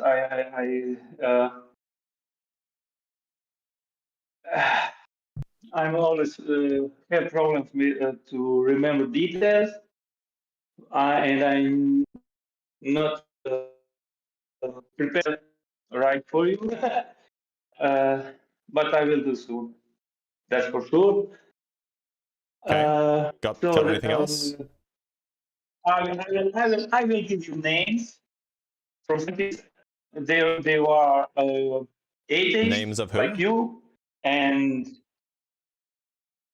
scientists that look at those miracles and then change to believers. Okay. You can't find evidence for if you look on wrong places, if you presume that it can't be true and things like that. But if you really want to find evidence for God, So if what's you the really names want, of these people? if he believes and if he exists and you What are the want names to of these people? I thought you were going to give me the names of these people. Sorry for that. I don't care now. Okay. But Ivan, I it will sounds like give the you audio is my really take. not great, and it also sounds like you don't have the evidence right now, so I'm going to let you go. But thank you for being here. Maybe come back next time and you'll have the evidence next time. Let's bring up Luca.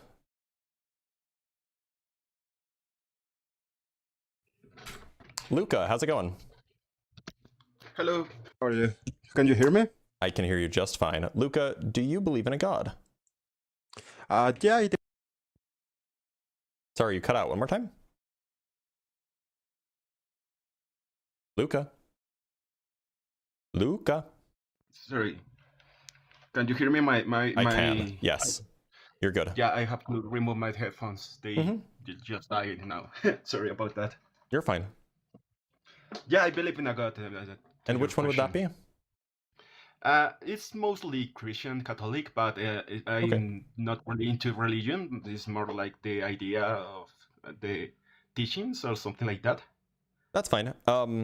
So, look, I don't believe that. Why should I? Actually, I think I will try something different. I think it's human to believe in God, and human is as in like evolutionary. Like if you have in mind biology, when we start diverging from other hominids, sorry for my English. Your English is fine. Native. Yeah, when we start diverging, one of the first things that appear in the biology of humans or Homo sapiens was like a ritual. Sure. So look, I agree that it might be very human to believe, but that doesn't give me a justification for why I should think it's true.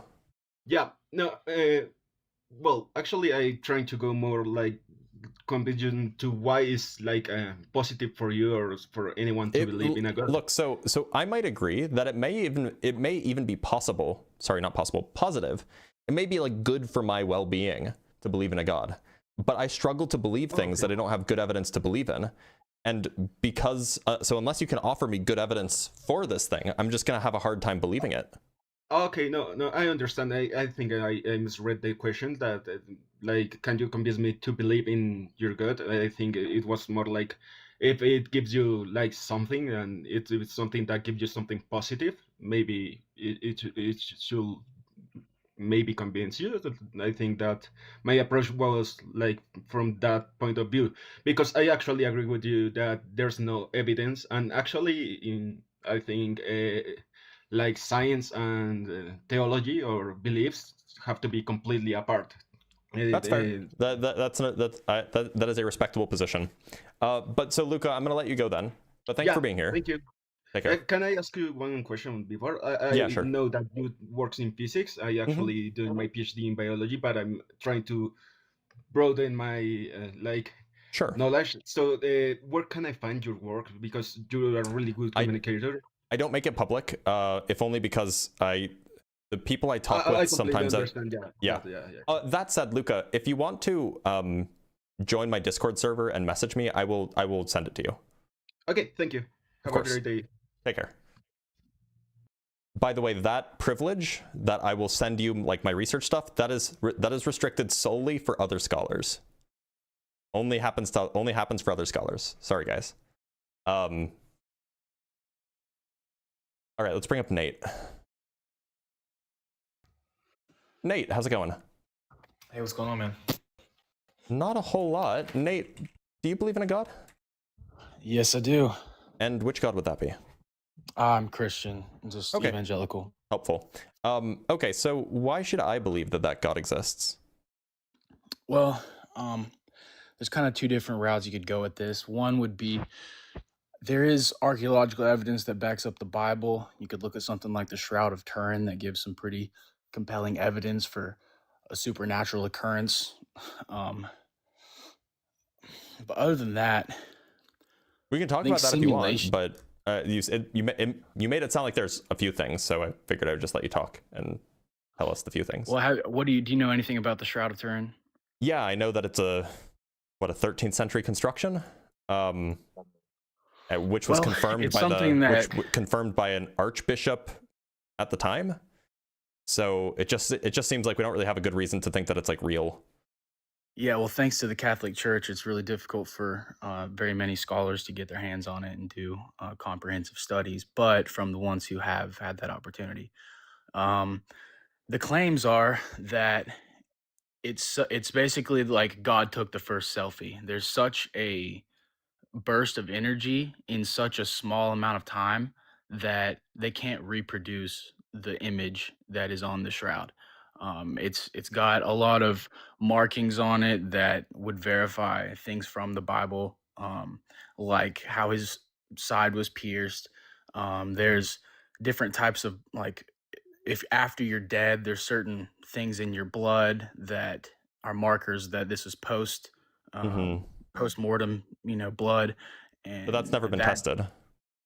Well, that's what thanks Catholic Church. So right. So why would you think that it's real? I mean, like the only actual testing that's been done on actual pieces of the shroud were carbon dating conducted by three independent research outlets, like the 3 different institutions basically, and they all came to the same conclusion that it was like a 13th century forgery. What time period are you talking about?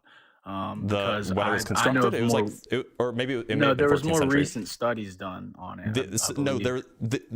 There's only been one time where scientists have actually had access to actual samples of the shroud, right? And that was back in the 80s. Sorry, not 13th century, there was 14th a study century. done in 2024, they weren't analyzing new samples. I'm familiar with what you're referring to. So they weren't analyzing your new claim would be samples. that the whatever they were studying is a fraudulent sample. It would be No, they just didn't have new samples, right? They were looking at like old stuff. These are not these were not like new samples taken from the shroud.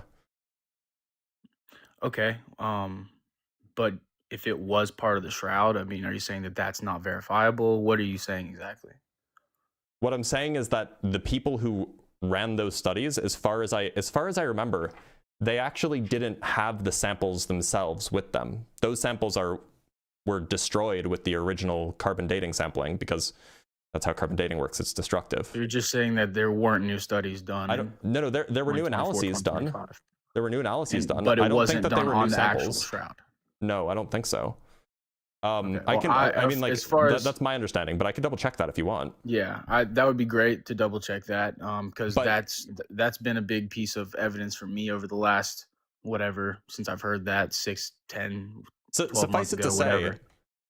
It's pretty. So look, the carbon dating dates it to a time in the mid 1300s, right? Mid to late 1300s, and that's exactly consistent with the historical record, where we have the archbishop of a place in France, or sorry, a bishop of a place in France, saying it was a forgery, and I know who made it. I'm not. So, like, I'm sure there have been multiple forgeries of the shroud. No, but this is the shroud. This is the Shroud of Turin. The Okay, shroud, the so one that the one that you're you're assuming referring to, that's the Okay. one that was declared a forgery by a bishop in France in the mid 1300s. And he said All not right, not only is it a forgery, he knew who the forger was. So let me go back to the beginning. What I was saying, there's a couple different ways to go at this. I could try and throw the best evidence I have at you, Mhm. right? But okay, an important thing to understand if analyzing Christianity from a philosophical, realistic standpoint is simulation theory. Okay, video games are an object lesson that we've been given to understand some sort of distancing and you know multi-dimensional spatial differences between our realm and wherever God is. So we are Sims right now. You're a Sim that's That's a huge demanding me to claim. give you evidence of the humans. Like, you ever played the game Sims on computer, whatever? Yeah, I You're a have. Sim that's Why demanding should I that think I any of that? give you evidence for the Uh-huh. existence of humans. So think about Yeah, that. well, wait a minute. Why conceptually. should I think that I'm a sim? Why should I think that there is anything above us? Yeah, I mean, dude, you're smart, okay, and you're good at this rhetoric. You really are. I just asked a question. I don't think that that's rhetoric. Why should you think that I'm okay? So if the Bible's true, I'm saying if Christianity is true, okay, if it is Yep. true, If it is true, then I do not have I don't have, there wouldn't be evidence. If there's this immensely powerful, immensely intelligent, omniscient, omnipresent, all the omnis, if there's a creator that has all these qualities, that has Mhm. designed this test to sort us out, test us both, whatever, and he Wait, doesn't why want is he you to testing Sims? Oh, dude, who are you to ask him why he's doing No, what? I mean, like, he made the Sims, right? Like, why would he need to test the Sims if he made the Sims? Wouldn't he just like know? Because he gave us free will. Because free will is you have to have free will in order to have love. I mean, he created. I mean, what does God face? I just like, if he look, has everything. maybe the analogy is just not correct. Is just like not connecting here. But like, if you're telling me that we're Sims, like if we're if a I was type of programming, we're in a simulation of sorts. So It's are a simulation are of we sorts. real or are we NPCs? We would have a real, in my analogy, we would have a real soul that's been injected Tron style into another reality, a new body with all these experiences that can be sure. training ground, whatever, learning, testing of our character, of our, who we are. Okay, so we what were we're- injected into the Sims, but we're actually like real. We're not NPCs. Right. There would Got be it. a part of us that exists outside of this, like Matrix style. If you, maybe not such a, dark Sure. graphic scene, but yeah, basically Matrix style. We exist outside of this, and temporarily we've been placed into this. Understood. Okay, so God wants to test us because, well, you don't know the answer, but maybe that's fine. Well, I could theorize that. It's the philosophy of governing. If you're trying to create a utopia, tell me a better way to do it than to put everyone in the testing ground and see what they're kind of made of, and in their free will and their open. Well, I would just give them the market kind of free will choices. that he has, where he can't do anything wrong. So the kind of free will that that's Jesus had. If God is eternal, right? He's been refined over eternity into whatever he is, which we haven't had eternity to be refined into. So, well, I mean, like he's Jesus as a human was just like a guy. He was just a human, right? He was 100% human. So give him whatever kind of free will Jesus had. There's a guy named Ron Wyatt that claims to have found the Ark of the Covenant, and among other he's made a things. lot of claims. You know what he hasn't done? What? He hasn't presented any evidence of any of it. So it's one of those things. He said that You shouldn't believe a word he says, by the way. Okay, yeah, probably not. But apparently there's some possibility that you could verify that he took the blood sample from. No, you can't verify this. I've heard about this claim. So he made this claim that he got a blood sample from, allegedly from Jesus, had 24 and then he's chromosomes. Yep, yeah, but you know what he didn't do? He didn't tell anybody where he sent the blood sample to be checked.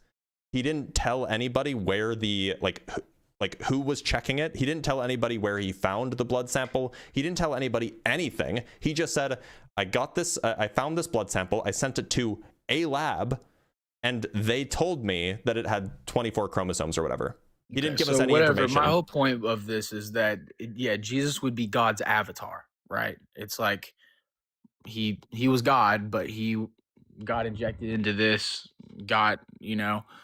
Yeah, I mean, so like it seems like God is all powerful. He's not expecting us to do something that he wasn't willing to do himself. It seems like if he's all powerful, he could, give us the kind of free will that he has. But that's neither here nor there. Why should I believe that we are in a simulation at all? How's that mean free will? Just because you have the discipline or integrity or whatever these qualities you want to line it up to make perfect choices all the time.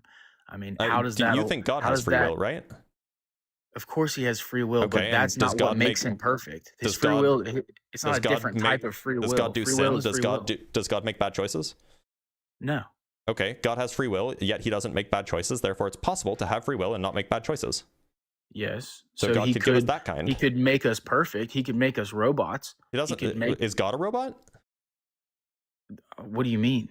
In the same way that you just said robot, is God that kind of robot? Okay, he could that would be stripping us of our free will if he took away no, wouldn't it? It would just be giving us the kind of free will that he has. You cannot have love. Love is a choice. You cannot have love without options. You cannot have love without the choice to make a selfish decision. Can God love? Of course he can. Okay. Does God have the choice to make a selfish decision? Yes, of course he has the option. And yet to make he never a selfish can. Decision. He never will. So he could just give us the kind of free will that he has. It's not a kind of free will. It's an Look, there's a kind of refinement. So God has. So wait, are you telling me that God used to have free will that wasn't perfect? We have no idea how long. I thought God doesn't forever change. is forever. Does forever God is change? forever. Forever is forever. That's Does not God something we can change? conceptualize in this simulation in Does our God current change? vessels. Dude, I don't know what God does. He doesn't change anymore. Maybe he used to. Oh, okay. Because I'm pretty sure in the Bible it says that he doesn't change, right? He doesn't change now. Maybe he used to. At Well, some it doesn't point say that. throughout eternity. No, it doesn't say a lot of things. It's not a science book. No, it's a book about God. I mean, in Malachi 3:6, God says, "I, the Lord, do not change." He does not change. Current status of not changing. Okay, so you Current think that this status. is consistent with God used to change? It could be. I think I have a loophole there. Okay, do you think that that's like compelling to somebody who doesn't already believe what you believe? I mean, maybe. I don't know. Apparently it's not compelling to you, but we're just really. you like to take a broader argument and just refine it down. You like to try and pinhole people. And you're good at it, dude. You are. Taking You're a very intelligent. broad vague argument and refining it down into its quintessential Well, you reasons, haven't trapped me justifications. yet. You haven't trapped me yet. Okay. So No, you no, think- maybe that's think you like the did, whole but you business of a didn't. debate, right? Like that's what we should be doing. Yeah, you're very good at debate. I'll give you that. I appreciate that, I guess. So look, it's just okay. So on your theology, God used to change but doesn't change anymore. Fine. Potentially. Well, I mean, it I must don't be know. it I'm not must be the claiming case to if there know. was some sort of refinement that Yeah, it happened, must right? be the case, right? Well, if you're making the claim that God's free will is not a particular kind of free will, but he's just perfect I don't. in his My decision claim is that making. free will doesn't come in variety. It's free will. You have choice. You have an option to make choices. So you're telling me that God could choose to do something evil? Yeah, of course. Okay. We could. Okay. So if I find a verse that says that God cannot do evil, He won't do evil. And then you're You gonna sure? have to look. Am I sure that he won't do evil, or am I sure so that if I go to say Job 34:10, if God is the what do you mean, dude? If God is the all-powerful creator, he's not. You can't put him in a box. He's capable of whatever he wants to be capable. okay, of. so I mean, so you're telling me that God is capable, God is able to do evil? he doesn't want to, because he's Sure, but he's able to do evil. he could if he wanted to. He could do anything he wanted to. So do. it sounds like you're telling me that there is a possible world in which God does evil. No, I'm not saying that. I'm But saying then it means that there's no possible if world he in which wanted God to does do evil. If he wanted to, he could do whatever he wanted to do, but he doesn't. So there's not a Irrelevant. possible world in which God does evil? No. Okay, which means that it's impossible for God to do evil. Sure. Go ahead. Okay, Yeah, so I'll God give you could that not one. do evil even if he wanted to. Because there is no possible world in It which seems like God some does kind of the evil. circular. It seems like some kind of circular logic here. You're No, just doing possible world analysis. okay. Is there a possible world in which God wants to do evil? Yeah, possible. Sure, possible. Okay, so in that possible world, God wants to do evil. Does he then do evil because he wants to do evil? If he wants to do it, he does it. But that's not the world we live in. That's But not the world he earlier you said created. that there is no possible world in which God does evil. He didn't. So we're just in something real abstract and vague. I mean, There's I'm just nothing telling you, vague God here. has free will, and he could do if he wanted Okay, to do. so but he fine. doesn't. In your worldview, God could do evil if he wanted to. He just He could do doesn't in anything our. he He just wanted doesn't to. in our world. Fine. Okay, so that's your position. He could do anything he wanted to do, but he doesn't want to do whatever you want to call evil. Yeah. Okay, and you would say the same thing about, like, could God be tempted? Well, he could be tempted, but he never will be. Could He God was be tempted unjust? in the Well, Bible. he could be unjust, but he never will be. That kind of thing. Basically, yeah. Okay. So what is the deciding factor that makes God always choose the good? I mean, that's a good question. Yeah, that's a good question. Why does he continue to choose good? So what does God face? Does God face any dangers like bears or Probably spiders not. or viruses? Probably not, right? Well, except that What one does- time when, like, one of his prophets was being insulted, and so he sent bears to fight them. But aside from that, Not Jesus, God, the Father. no, Not this the Son. wasn't Jesus. This was oh, what's his name? It starts with an E. One of the prophets. Anyway, go ahead. Yeah. Okay. So God, the only thing that God faces, in my humble perspective, would be eternity itself, right? And so, what would you want to do with your eternity, right? Um, he decided to make family. He created family. He refers to himself. He says he's our Father, right? Our Father. So we are his children, and he wants our presence with him to face this eternity. Who knows what we'll be doing? Maybe we'll do wants this our again. presence. He created That he seems wants the presence of other life forms that have free will and are capable of making choices, and Yeah, so okay, so other that beings. that checks out. So there are these people that he wants. He wants to hang out with some people that he made. Now he made them in such a way that they're not perfect, right? Right. What happens if they end up being imperfect as he knew they would be? Well, so I want to be. I want to be what's called. I know where you're going with this. So I want to be what's called an annihilationist. So you, as an atheist, you believe that when you die, nothing, right? Bam, black, nothing. I want to believe that's what you'll get. If you don't want to be part of eternity, if you don't want to be in the presence of God, God's not going to force you. And Isn't there a whole outside, thing about hellfire though in the Bible? well, yeah, we can go into those verses. Most of the verses that like Jesus's parables are very indicative of, things burning, and like separate the wheat from the chaff, burn the chaff. And what happens to something when it burns?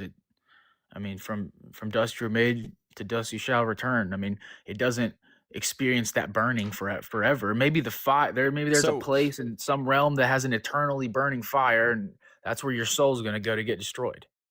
So it sounds like, and it just sounds like what you're telling me is that God created these things that he knew would not be perfect, and then when they're not perfect, he just destroys them. No, when they don't want to be with him, he doesn't make them be with him. So after a person dies, eternity is terrifying, isn't it? So after a person dies, they die. Do they get confronted? Do they get a choice to be with him? I think that's probably something you have to make during your lifetime. Okay, but then it seems like that it's not really about choice. It's like about experience and things that happen.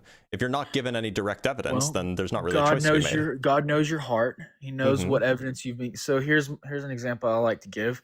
So you have a 7-year-old and you have a 2-year-old, right? And Mhm. you're feeding them breakfast. The 2-year-old throws his bowl in the floor and laughs about it, ha ha ha. And then you're like, no, we don't do that. You need to eat your food. You made a mess. I have to clean it up. Mhm. The 7-year-old throws his bowl on the floor, looks at you and laughs, and you're like, okay, you know better. You know better. I've taught you this. We've been through this. We've been Mhm. over this. God that concept applies to our knowledge of But apparently not. what we've right? experienced. What do you mean apparently not? Well, there are a lot of people who are what you might call there's a word for it, and it's blanking. It's a group of atheists who are not rejecting God. They just haven't been convinced that God is real. Yeah, I mean, do It just they seems like God hasn't continue- offered the required evidence. Non-resistant non-believer. Thank you, guys. the required evidence? So Yeah, look, like if you want to tell me that you built a plane, right?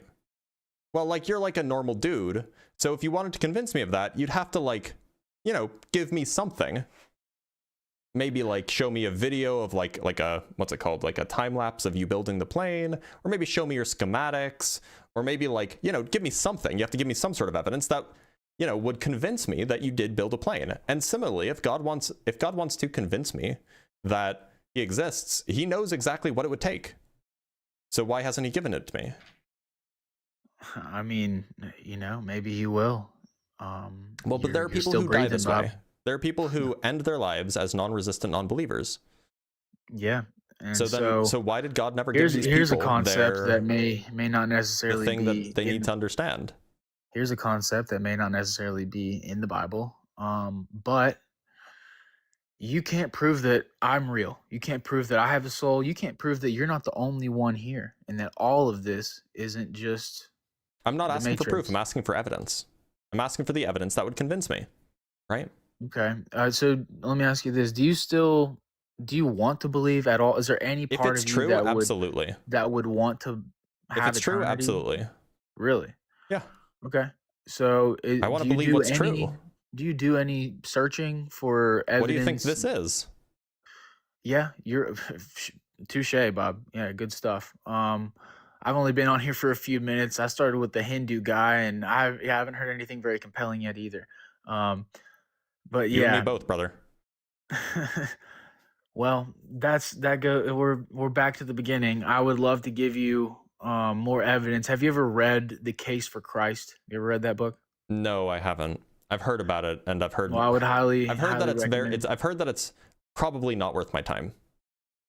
Okay, well, Like I've it's, heard it's not that really it taken is. seriously by like the philosophical community. Not really taken seriously by the scientific community. Yeah, those can be kind of snooty communities, can't they? Well, but like these are the people that I would trust to make good evaluations of the evidence. Okay, well, you're a smart guy. You can probably read about 1,200 words a minute. It won't take you too long. I have no idea how fast I can read. That seems really Yeah. fast. That's really fast. That's like really fast. But No, I mean, yeah, surprisingly, I'm actually a fairly slow reader. okay. Well, I am too. So have you yeah, read audiobooks? Audiobooks are good. Have you read the Bhagavad Gita? No, I'll go ahead and say no. You can say, "Have you read?" And I'll just go. I ahead mean, and like, say no. look, so like, clearly you can't say that. Like, say that I'm not interested in reading the Case for Christ. God would know that, and God would present evidence in another way that would get to me, right? But he hasn't, which is a little bit suspect, right? Hasn't yet, and And it hasn't for a lot maybe- of people. A lot of people go to their graves this way. Yeah, that's highly unfortunate. So it just seems like that God isn't particularly interested in reaching everybody. He may not be. I mean, some of us may be not heaven material. I pray that I am. That seems pretty cruel to create something just to reject it. Well, if the good ones didn't have examples of how not to Oh, live. you don't want to say that. So all the people who are non-believers, maybe I they're- didn't want to say that. Yeah, because now that just makes it seem like all the people who don't end up in heaven, the only purpose of their life was to be a bad example for people who are believers. Well, that's not a good look. So my only refutation to that would be they had a choice at some point in their life that they could have made. Apparently and not. There's also you said that they're there's not also made for they're not having material. There's also generational things that happen in the Bible, like from Noah's Ark. There was Shem, Ham, and Japheth were his sons. You don't think Noah's Ark and- happened, did you? Or do you? I mean, I think the Bible's true. So How did the kangaroos get to Australia? Well, I don't know, man. Maybe like what we they hopped had they hopped ships. from Turkey across the ocean? Life regenerated. That's all. I mean, God snapped his fingers and life regenerated. I mean, we made ships and we took some deer over there and they grew pockets. I don't know. Okay, man. It just seems like a big big pill to in swallow. the simulation, anything's possible, right? God Well, can snap his fingers. He can type in a little bit of code, and then anything. Yeah, can I mean, what shift, you're suggesting change. is just Jesus like, could yeah, walk there was on water. magic. Yeah, I mean, you could call it magic, or you could call it, coding, whatever you want to call it. But insertion. You think God has no rights to, dabble in his creation? If he exists, who knows what rights are, man, if he exists. Yeah, exactly. Who are we to tell him what he should or shouldn't or can or can't do? Well, I mean, either he gave us a good sense of morality, in which case we can absolutely use that sense of morality to evaluate his actions, or the sense of morality that he gave us is not correct, in which case we can't trust our instincts about morality whatsoever. So it becomes a little bit problematic. Look, Nate, I should probably let you go. I'm getting hungry for lunch. Man, this has been good. You enjoy the rest of your day, and maybe I'll come back on sometime. I'll look into some stuff. Sounds good, Nate. Thanks for being here. All right, homie. Later. Take care. All right, y'all. I'm gonna read some super chats and then we'll call it a day because I am getting hungry. Right. So from Brendan with the $2 what is your belief? I'm an atheist. It says it in big letters up here. Right. From Ernesto Sousa with the €10, wouldn't it be relevant to study things like the Tilma of Our Lady of Guadalupe or the Shroud of Turin? Have you ever studied them or considered them? Yeah, I've looked into a lot of the so-called miracles, and I've looked into the Shroud of Turin a lot, and I've come to the conclusion that at best, some of them are kind of like, huh, that's kind of weird. And at worst, they're like literally fraud. From the Last Judge with the £10, thank you so much. Recently joined as a member, Blitz, and found your debate notes incredibly helpful. I love a debate as much as the next guy, but those hours of reading can get old. Many thanks, keep up the good work. Yeah, I appreciate it. Yeah, so if you guys don't know, you can get access to my debate notes just by becoming a member on YouTube or on Patreon, and it's like $4 or $5 a month. It helps support the live stream too. Helps me, be able to stay above water, if you will. From Thad Logan with the $10, you're superb, Blitz. Thanks for sharing your knowledge. Well, I appreciate you. Very kind.